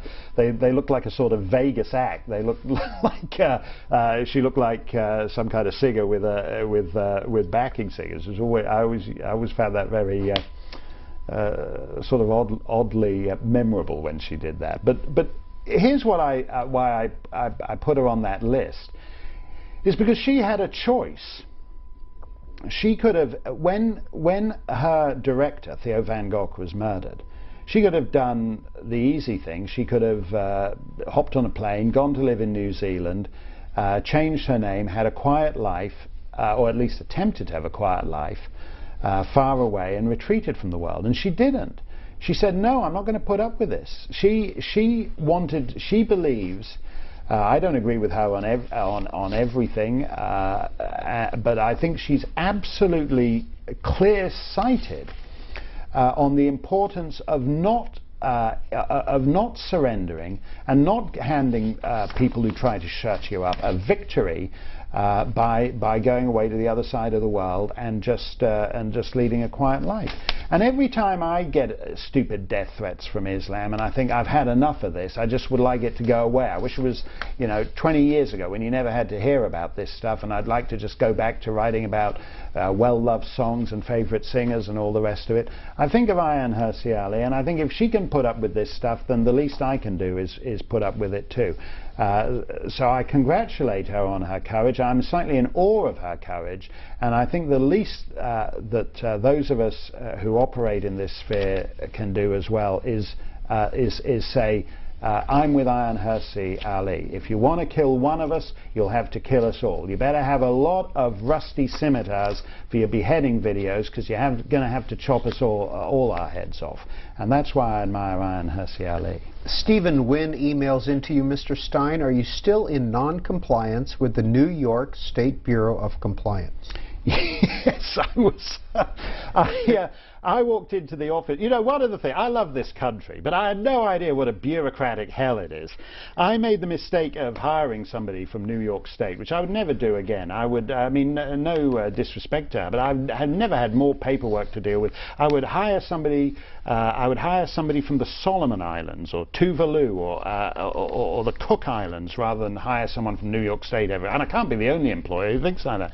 But after changing our workman's comp insurer and all the other things we had to do for the privilege of hiring someone in New York and paying the New York commuter mobility tax and all this other stuff, I then wander into the office one morning, and my assistant is looking rather ashen-faced at an official-looking envelope, and it's a letter from the New York State Bureau of Compliance informing us that we're in non-compliance with the New York State Bureau of Compliance, and the fine for that is $14,000, which sounds to me, like a suspiciously round number. I would have found it more plausible if it had been $14,073.82. And I was a bit shocked by this at first, but I now put it on my business card. I put Mark Steyn, author, columnist, in full non-compliance with the New York State Bureau of Compliance. I think we should all be. I'm interested, as we decay into societal ruin, of forming an alliance of non-compliance. I think it's what's needed in the face of this hyper-bureaucratic state. Well, you don't conclude it in your book, but do you pay them the money? No, I didn't. Have you gotten another letter? No, they have. I forget what the last letter said, but they're not. They're going to have to claw that 14 grand out of me from my cold dead. I gave a speech in Albany shortly after that, and I said to the people there, "I'm very glad you turned up, but if you do hear the doors being kicked down, it's just the Bureau of Compliance SWAT team to collect that 14 grand. I'm not giving 14 grand to the. They've wasted all the money I've paid them on the New York State commuter mobility tax and all the other stuff. They don't need another 14 grand from me." Jean emails in, I am starting a charter school in Utah using the Hillsdale Curriculum Guide. Although they have great classroom book lists, I still need to stock our library. Do you have any books or lists of books you would recommend for children kindergarten through 8th grade? I'm actually thinking of doing an anthology of children's literature, because I'm one of the things that's as Stephen Fry. I was on a show where the host with Stephen Fry, who plays Jeeves in the PBS series Jeeves and Wooster, and he's in the new Sherlock Holmes film. And the host did that. He had his question. It fell out of his hand onto the carpet. Stephen picked it up very coolly and said, "I'll take questions from the floor." So I'll take questions from the floor. I'm actually thinking of doing an anthology of children's literature, because I'm horrified at the sort of soul-sapping quality of a lot of books that grade schoolers read. And one of the things I like about classic children's literature is they're unsparing about the realities of life. There's a blogging comrade of mine up in Canada who blames Sesame Street for what he calls the demonsterization of childhood, that he thinks things like the Cookie Monster are actually harmful, that you teach children that there are that monsters are just monsters are just cuddly friends we haven't offered enough cookies to yet. And I prefer classic children's literature in terms of you'll get far more greater sense of the realities of life from the Brothers Grimm than you will from the Cookie Monsters. I may yet do a children's anthology. Stephanie emails in, I just finished Broadway Babies, and I was wondering if you could say some words about the state of Broadway in the years since your book. Especially, I am interested in what you thought of the more irreverent shows like The Book of Mormon and Avenue Q, and further, what's it like to be a conservative who enjoys Broadway? Well, just to answer that last one quickly, I'm always very grateful to my showbiz friends, because there always comes a point where they'll be at a dinner party in London or New York or Beverly Hills, where the rest of the crowd will reel back and say, "Wow, you're a friend of that Mark Steyn guy," and I'm grateful for their support. I love the heyday of the Broadway theatre, and I think when you see The Book of Mormon, or even the producers, Mel Brooks' highly skilled Broadway version of his film, in a sense you're running on fumes. What you've got there is in a sense a skilled mimicry of the form, but it's not actually, to me, it's not as satisfying as if you were at the first night of Showboat in 1927, December 26th, 1927, and you're sitting there in the front row and you're hearing Old Man River for the first time, and you're hearing Make Believe for the first time, and you're hearing this amazing music for the first time. And I wonder, all the time I was a theatre critic, I always wanted to have that. I always wanted to feel like the way you'd feel at a Rodgers and Hart show in the 1930s. You were hearing Lady is a Tramp for the first time. You were hearing Bewitched, Bothered and Bewildered for the first time. What must that feel like to be? You were hearing My Funny Valentine for the first time. To be in on the ground floor of something that's going to be forever. And you don't. I'm sorry, but going to the Book of Mormon, going to The Drowsy Chaperone, going to Avenue Q is not the same, and it's not necessarily the fault of the creators of those shows. It's just that it's just that Broadway's relationship to the sort of central cultural throughway of American life has changed. I don't know how you get back to that. I don't know how, different places have different responses. If you go to the West End, in London, it's full of all these really lousy third-rate. There's a Rod Stewart musical. You know, Rod Stewart, I got nothing against, you know, Rod Stewart. Well, actually I have. His terrible albums, you know, Rod Stewart Slays the Great American Songbook and everything. But like, Rod's like a delightful, darling fellow. But with the best will in the world, the idea of taking all Rod's hits, you know, and putting them in a show and calling it a musical, it's not a musical. I mean, these are responses to the fact that that musical theatre is no longer the great central throughway of popular culture, and I don't know what you do about that. But a Rod Stewart musical is not, except I'd be in favour, by the way, of a Rod Stewart musical in Kandahar when they raided Mullah Omar's compound. As you recall, he had banned music throughout Afghanistan, and they found, when they raided his compound, he had all these illicit, illegal cassettes of Rod Stewart singing If You Want My Body and You Think I'm Sexy, which is apparently Mullah Omar's favourite song.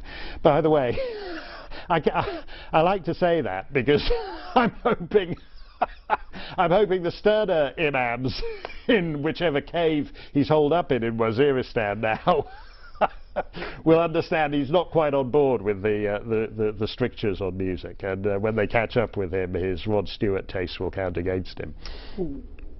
Who are some of your Broadway friends, and what kind of politics have you discussed with them? Well, I love the way, when America Alone came out, I used to get a lot of emails from actually some pretty A-list celebrities in Hollywood. It was interesting. They all ended with, you know, it was all, I loved your book, it's a terrific book, but please don't mention my name. And the idea of like being a big above the title star and not being able to say you like America Alone is bewildering to me. But I have, you know, I've been around. I love that.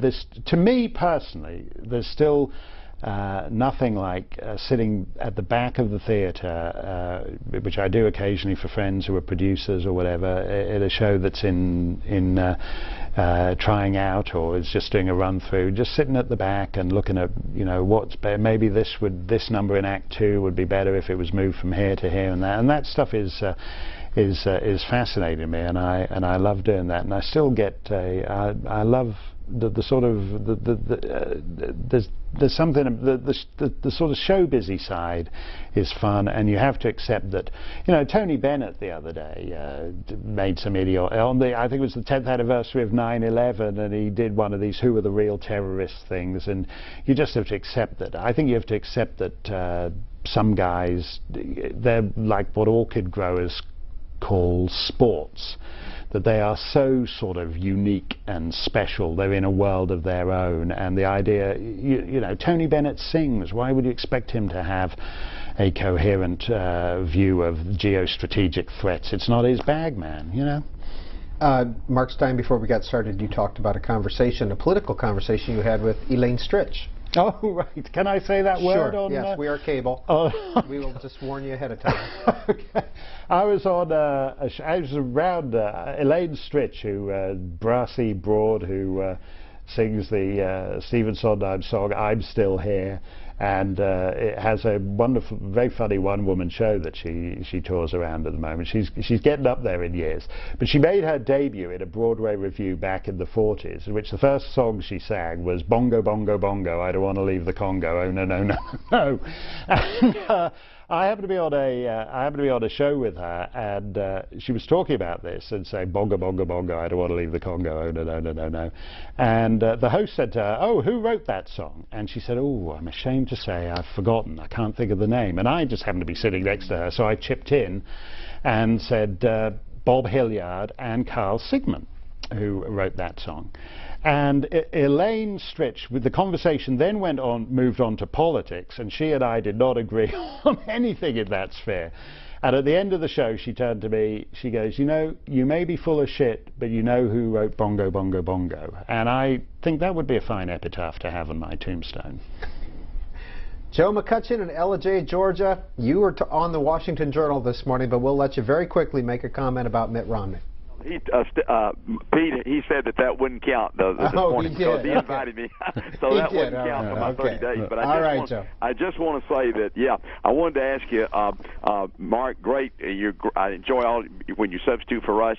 The bunch of us down here that are really fired up about Mitt Romney. What do you think about his odds of receiving the nomination and being elected president? I hope you say he will be elected president. Thank you so much, Peter. Well, I think there's no doubt. Mitt is on course to the nomination. That's just the way it is. He had a blowout in Nevada last night, and I thought Newt did himself huge damage by scheduling this wacky press conference and complaining bitterly about the unfairness of it all. Yes, it's unfair. It's what it is. There's no. I doubt whether you could construct an entirely rational system to devise a nominee for the presidency of the United States. It's what it is, and you just have to roll with it. And Newt whining about the unfairness of it, I thought made him look pathetic. So I thought, regardless of what one feels about Mitt Romney's performance in Nevada, Newt's reaction to it actually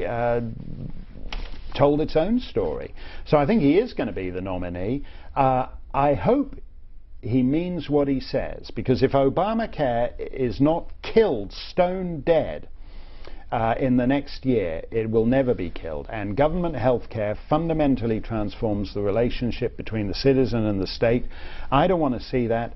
I hope Mitt Romney honors the 3 or 4 key pillars of his platform, and we will be in way better shape. But to go back to that line I used right at the beginning about the IMF saying that by 2016 China is on course to become the dominant economic power by then. That means this guy elected in November will be the first president. If that happens, he'll be the first president since Grover Cleveland to find himself in the number 2 role. And Mitt Romney, I hope, understands how important it is for him, if he finds himself in that position, to be committed to reversing it and rolling it back, because that's what we need, serious course correction. In our time, Mark Steyn writes, to be born a citizen of the United States is to win first prize in the lottery of life, and as Britons did, too many Americans assume it will always be so. Do you think the laws of God will be suspended in favor of America because you were born in it? Great convulsions lie ahead, and at the end we may be in a post-Anglosphere world. Yeah, I was modifying both Cecil Rhodes and George Bernard Shaw there from his play Heartbreak House. And that was Rhodes's great line. He said, to be born an Englishman is to win first prize in the lottery of life. Today, to be born an American is to win first prize in the lottery of life. That's what these fellas at the Occupy Wall Street thing don't get.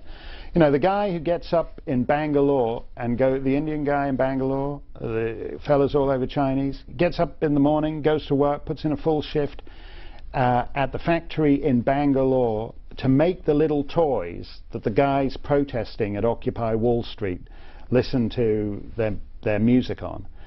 There is no permanent law of the planet Earth that says the guy in Bangalore who works harder than you to make all your little toys should always be poorer than you in perpetuity, and you should always live better than him just because you were born in Berkeley rather than Bangalore. Those are not permanent facts of life. And the complacency, we were talking about the 1950 American moment earlier. What's pathetic about the Occupy Wall Street guys, for their so-called youth, is that their assumptions of permanence about the 1950 American moment are as complacent as their grandparents in that sense. And eventually, no, economic reality asserts itself, and people say, well, the guy in Bangalore, he works harder, he's there, he's putting in the hours, eventually he will get the bigger bang for the buck, and the guy lying around doing half a decade of whatever studies at Complacency U, that simply does not have economic value in the real world. So the facts of life eventually reassert themselves, and that's the point that George Bernard Shaw was making in Heartbreak House. PJ in Missoula, Montana. Good afternoon. Good afternoon, Mr. Steyn. I have 2 questions for you. One, you were talking a little while ago about our decreasing liberties in this country. That's right. PJ, you still with us? You gotta really hurry here because we're almost out of time. Decreasing liberties, please go ahead. And I apologize. We have, for whatever reason, the phone has gone out. John in Louisville, Kentucky, please go ahead with your question for Mark Steyn. Mr. Steyn? Hi, John. I'm here with my son, David. He's 15. We're both huge fans. It's an honor to speak with you. And if you ever need to get down to the Bible Belt, you can come visit us in our conservative bubble. You'd be very comfortable down here, I'm sure. The last time I was in Louisville, I think I landed there prior to visiting Santa Claus, Indiana, just across the border, not too far away from you. Know it well. A quick question. I talked to some of my, conservative friends, and something that seems like it's a common feeling is that, when we act as Christians and trying to speak out as conservatives in a way consistent with the kind of things that you talk about, we feel like we're acting alone against a group. And it's a perception, I don't know how real it is, that when we're, a friend of mine said it felt like, he's running a flag against an army, and he turns around and no one's running with him. And it's, I guess the question would be, short of a major event, a cataclysm of sorts, or some gross overreach that really tend to unite conservatives to act together, is that an issue that you see, that we tend to act as individuals, or feel like we're acting as individuals, as conservatives, and the response? Yeah, but John, we're going to leave it there. Thank you. But it's never a numbers game, and it never is a numbers game. Often the people who mean it tend to get it. I mean, to go back to what we were talking about when Muslims complain about Danish cartoons versus what happens when Catholics complain about Terence McNally's play. At a certain visceral level, the authorities understand that the Muslim complainants mean it. And it's never a numbers game in that sense. It's about credibility. It's about speaking up. It's about speaking up forcefully. And the idea of looking around and expecting there to be 20,000 people standing behind you, one day there will. One day there will be. But if you wait for the crowd of 20,000 people to be there before you speak up, it'll be too late. I shouldn't need to tell this to Americans, because as Canadians will point out, the majority of the population in New York State, for example, were not in favor of the American Revolution. It wasn't a numbers game back then. And if you go, as you know, if you go along the border to what they call the Empire Loyalist parts of Ontario, where people who fled New York State after the Revolution, a lot of them wound up. It's not a numbers game. It's not. It's about the power of ideas.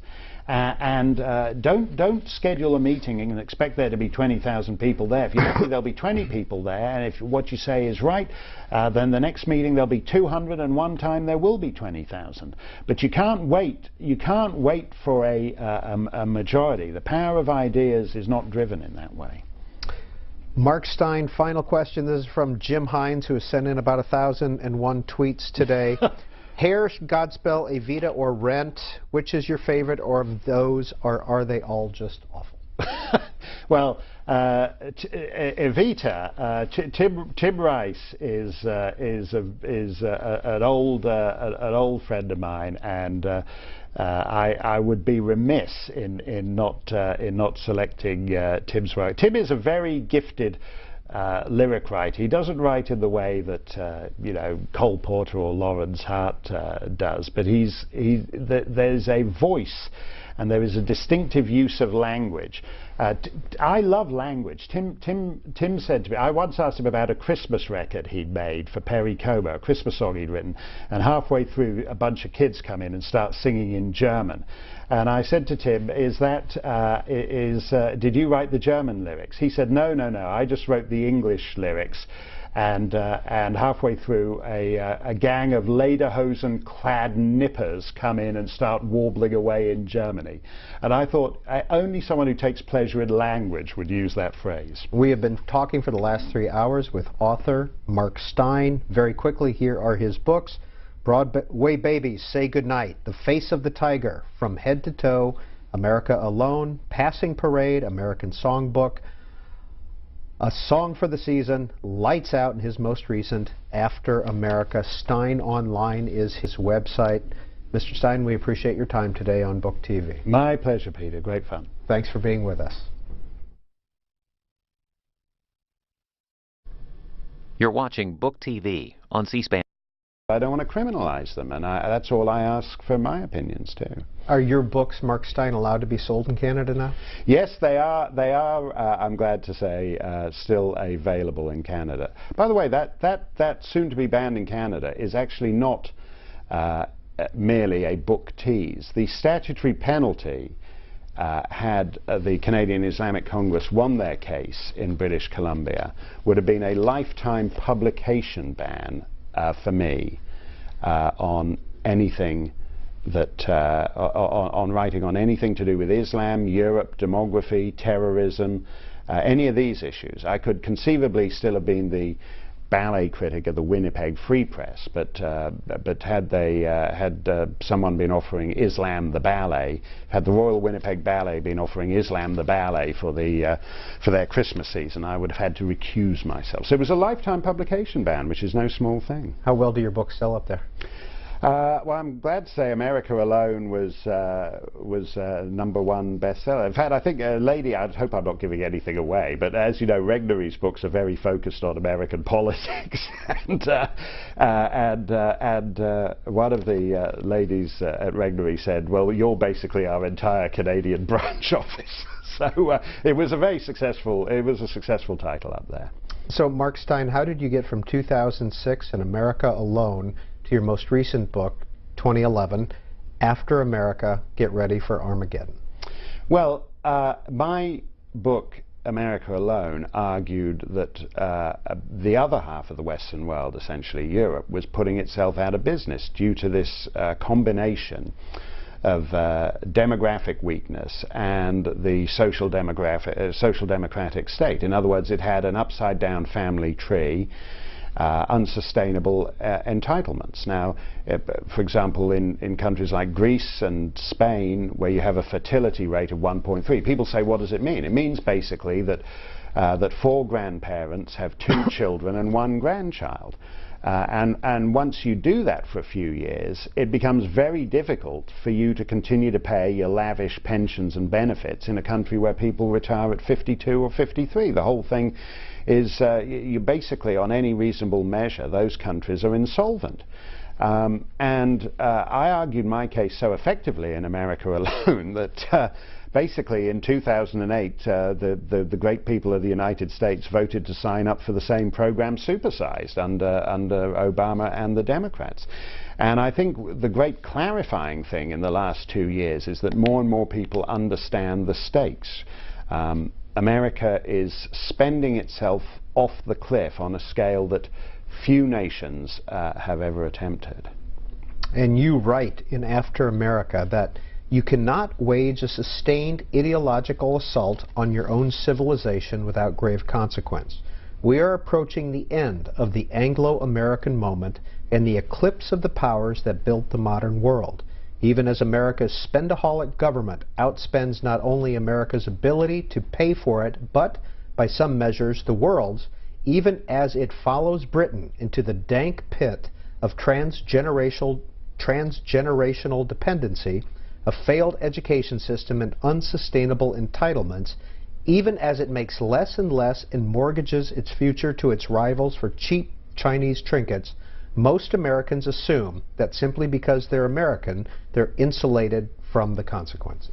Yes, and I talk about the Anglo-American. A majority of Austrians under the age of 30 will be Muslim. That's what the Vienna Demographic Institute predicted.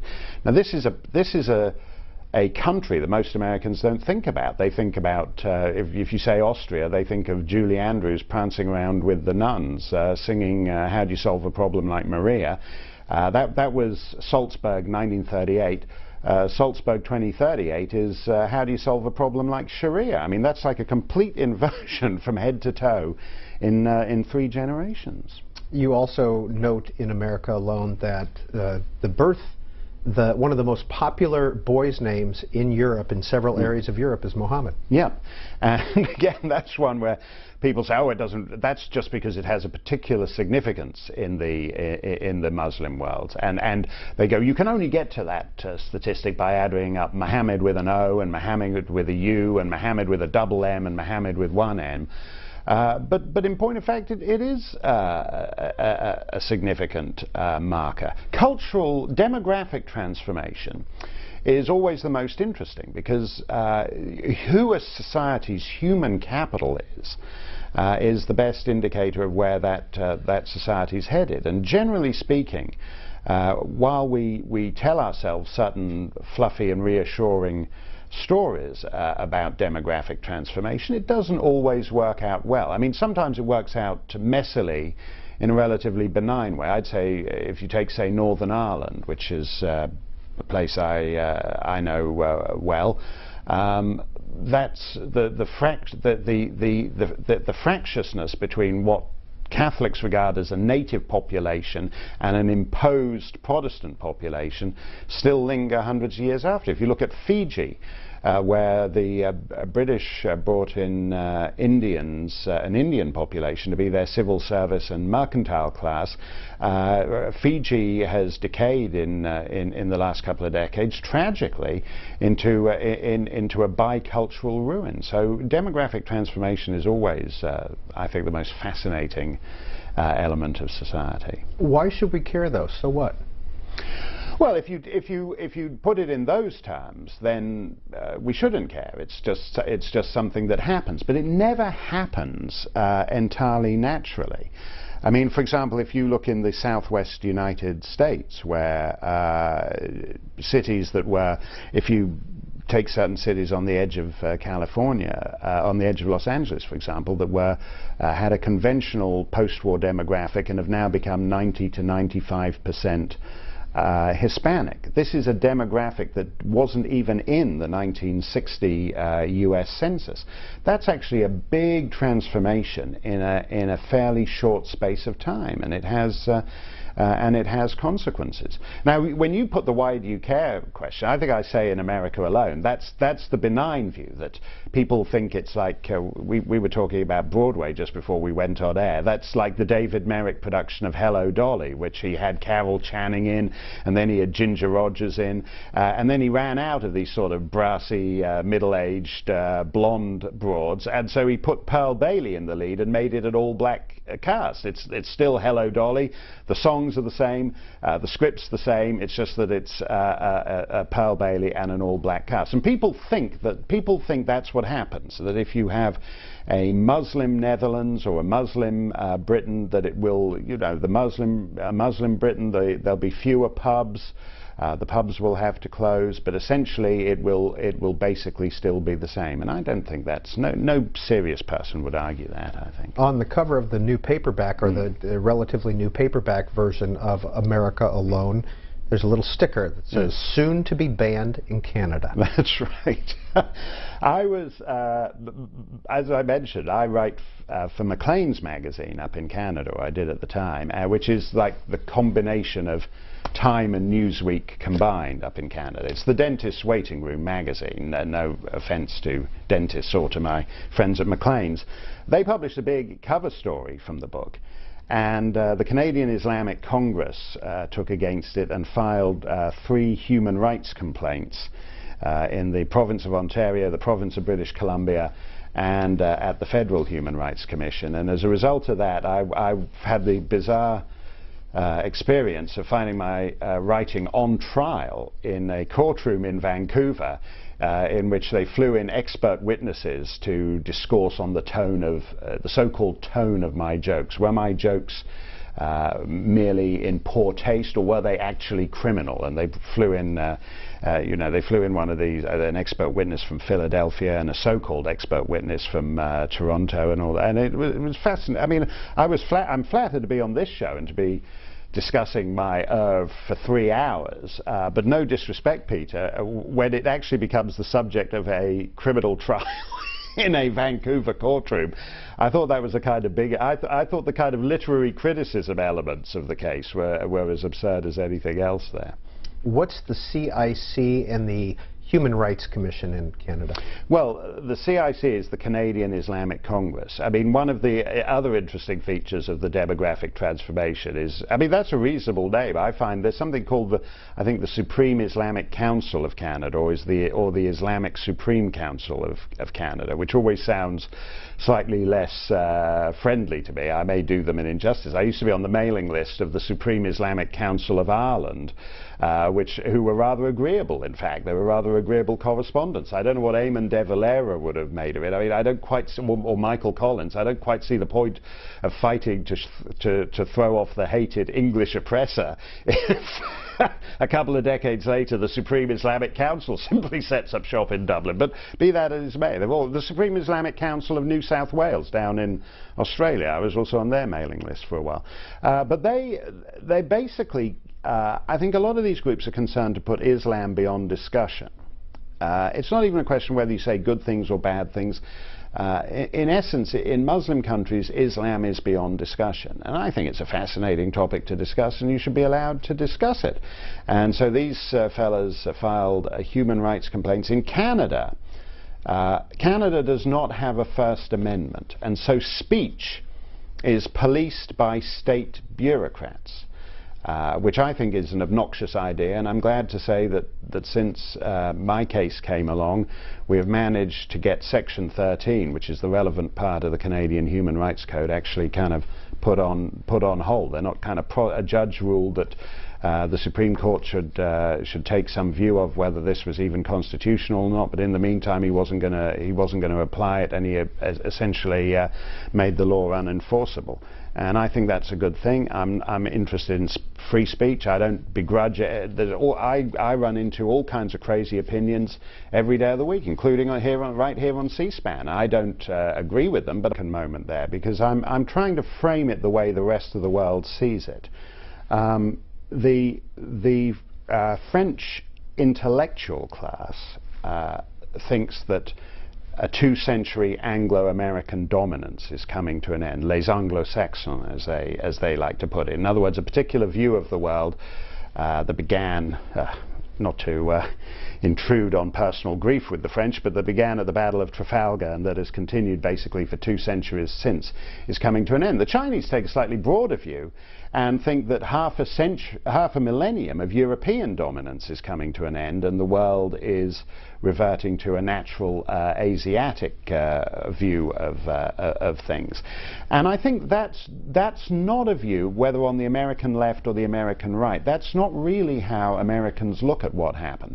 I mean, I think the 1950 American moment, which we're at the tail end of, the 1950 American moment, America emerged from the Second World War, was really the only developed nation whose factories and manufacturing hadn't been bombed to smithereens. And so it had a unique dominance. And as Europe recovered, and as China and then India and Brazil got in the kind of capitalism game and the global trade game, America still thinks of itself in the sense of that 1950 moment, but it was just a moment. And it was also, as I say in the book, it's like the smoothest transfer of global dominance in history. Roosevelt extracted a very tough deal in return for propping up the British Empire after the fall of France. And if you look at in a sense, Britain mortgaged its global networks to the United States. That's why there was a US base in Bermuda.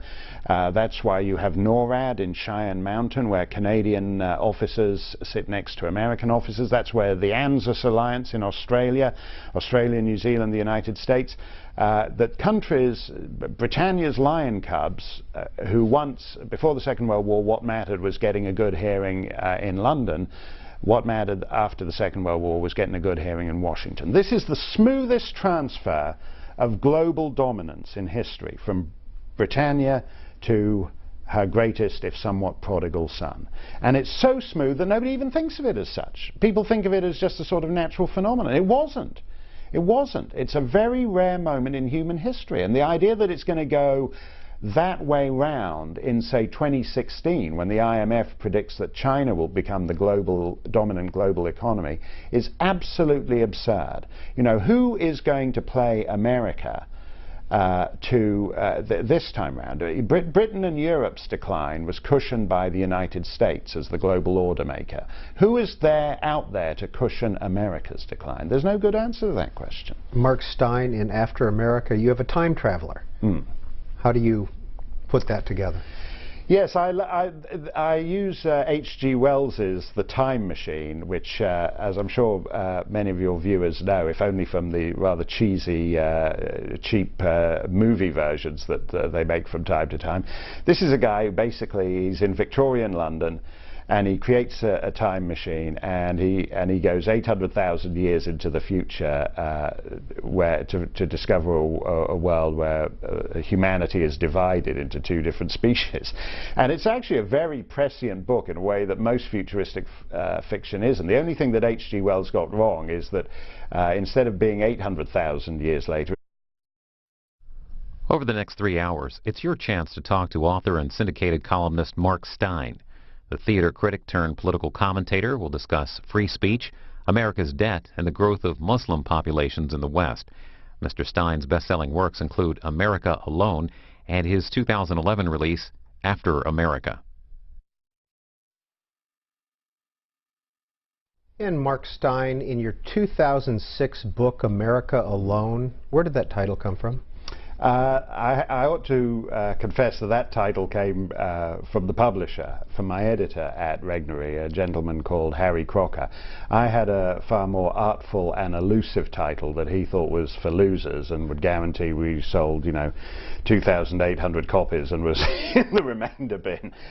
He thought America Alone was a hit title, and he proved right on that. And what was your original title for it? Oh, I'm keeping that to when I'm a multi-bazillionaire and I can afford to indulge myself by writing books with oblique, elusive titles that sell 2,400 copies. I'm going to revive it. What is that book about? Well, the book by my original title was on the same theme as America Alone. Eventually turned into, which is civilizational collapse, which is my shtick, as it were, is my little niche. And I think that what a good editor does, which is what Harry did for me at Regnery, is he identifies what your unique selling point is, and he gets you to focus on it. And he says, no, all this tap dancing around the issue in the first 50 pages is a waste of time. Get rid of that. Go straight in on this, and that's the book. And he was right on that. He was right on that. And you write in America Alone, The End of the World as We Know It, it's hard to deliver a wake-up call for a civilization so determined to smother the alarm clock in the soft, fluffy pillow of multiculturalism and sleep in for another 10 years. The folks who call my book alarmist accept that the Western world is growing more Muslim, but they deny that this population trend has any significant societal consequences. Yes, that's true. My book, when it came out in 2006, The Economist called it alarmist. My own magazine up in Canada, Maclean's magazine, called it alarmist. I think, in fact, it was insufficiently alarmist. If you look at, for example, in the Netherlands, you have explicitly Muslim parties organizing in local legislatures now. If you look at the city of Brussels, majority of people on the city council of the governing socialist caucus are Muslim. I was sent a picture yesterday of the city of London, the square mile, the biggest financial centre on earth, and the nearest Muslim mosque for city workers is too small, so they all take their prayer mats in the street and look towards Mecca, and so on Friday prayers the streets of central London, this street in central London is filled with Muslims looking toward Mecca and praying. And now you can argue that that just adds to the general gaiety of life in a multicultural society, and you can argue that it's going to be a huge blessing. Or you can do as I do and argue that in fact it puts a big question mark over those societies. But I think it's ridiculous to pretend that nothing is going to change about a society. There's a difference between if you look at Austria, for example, by mid-century it's predicted that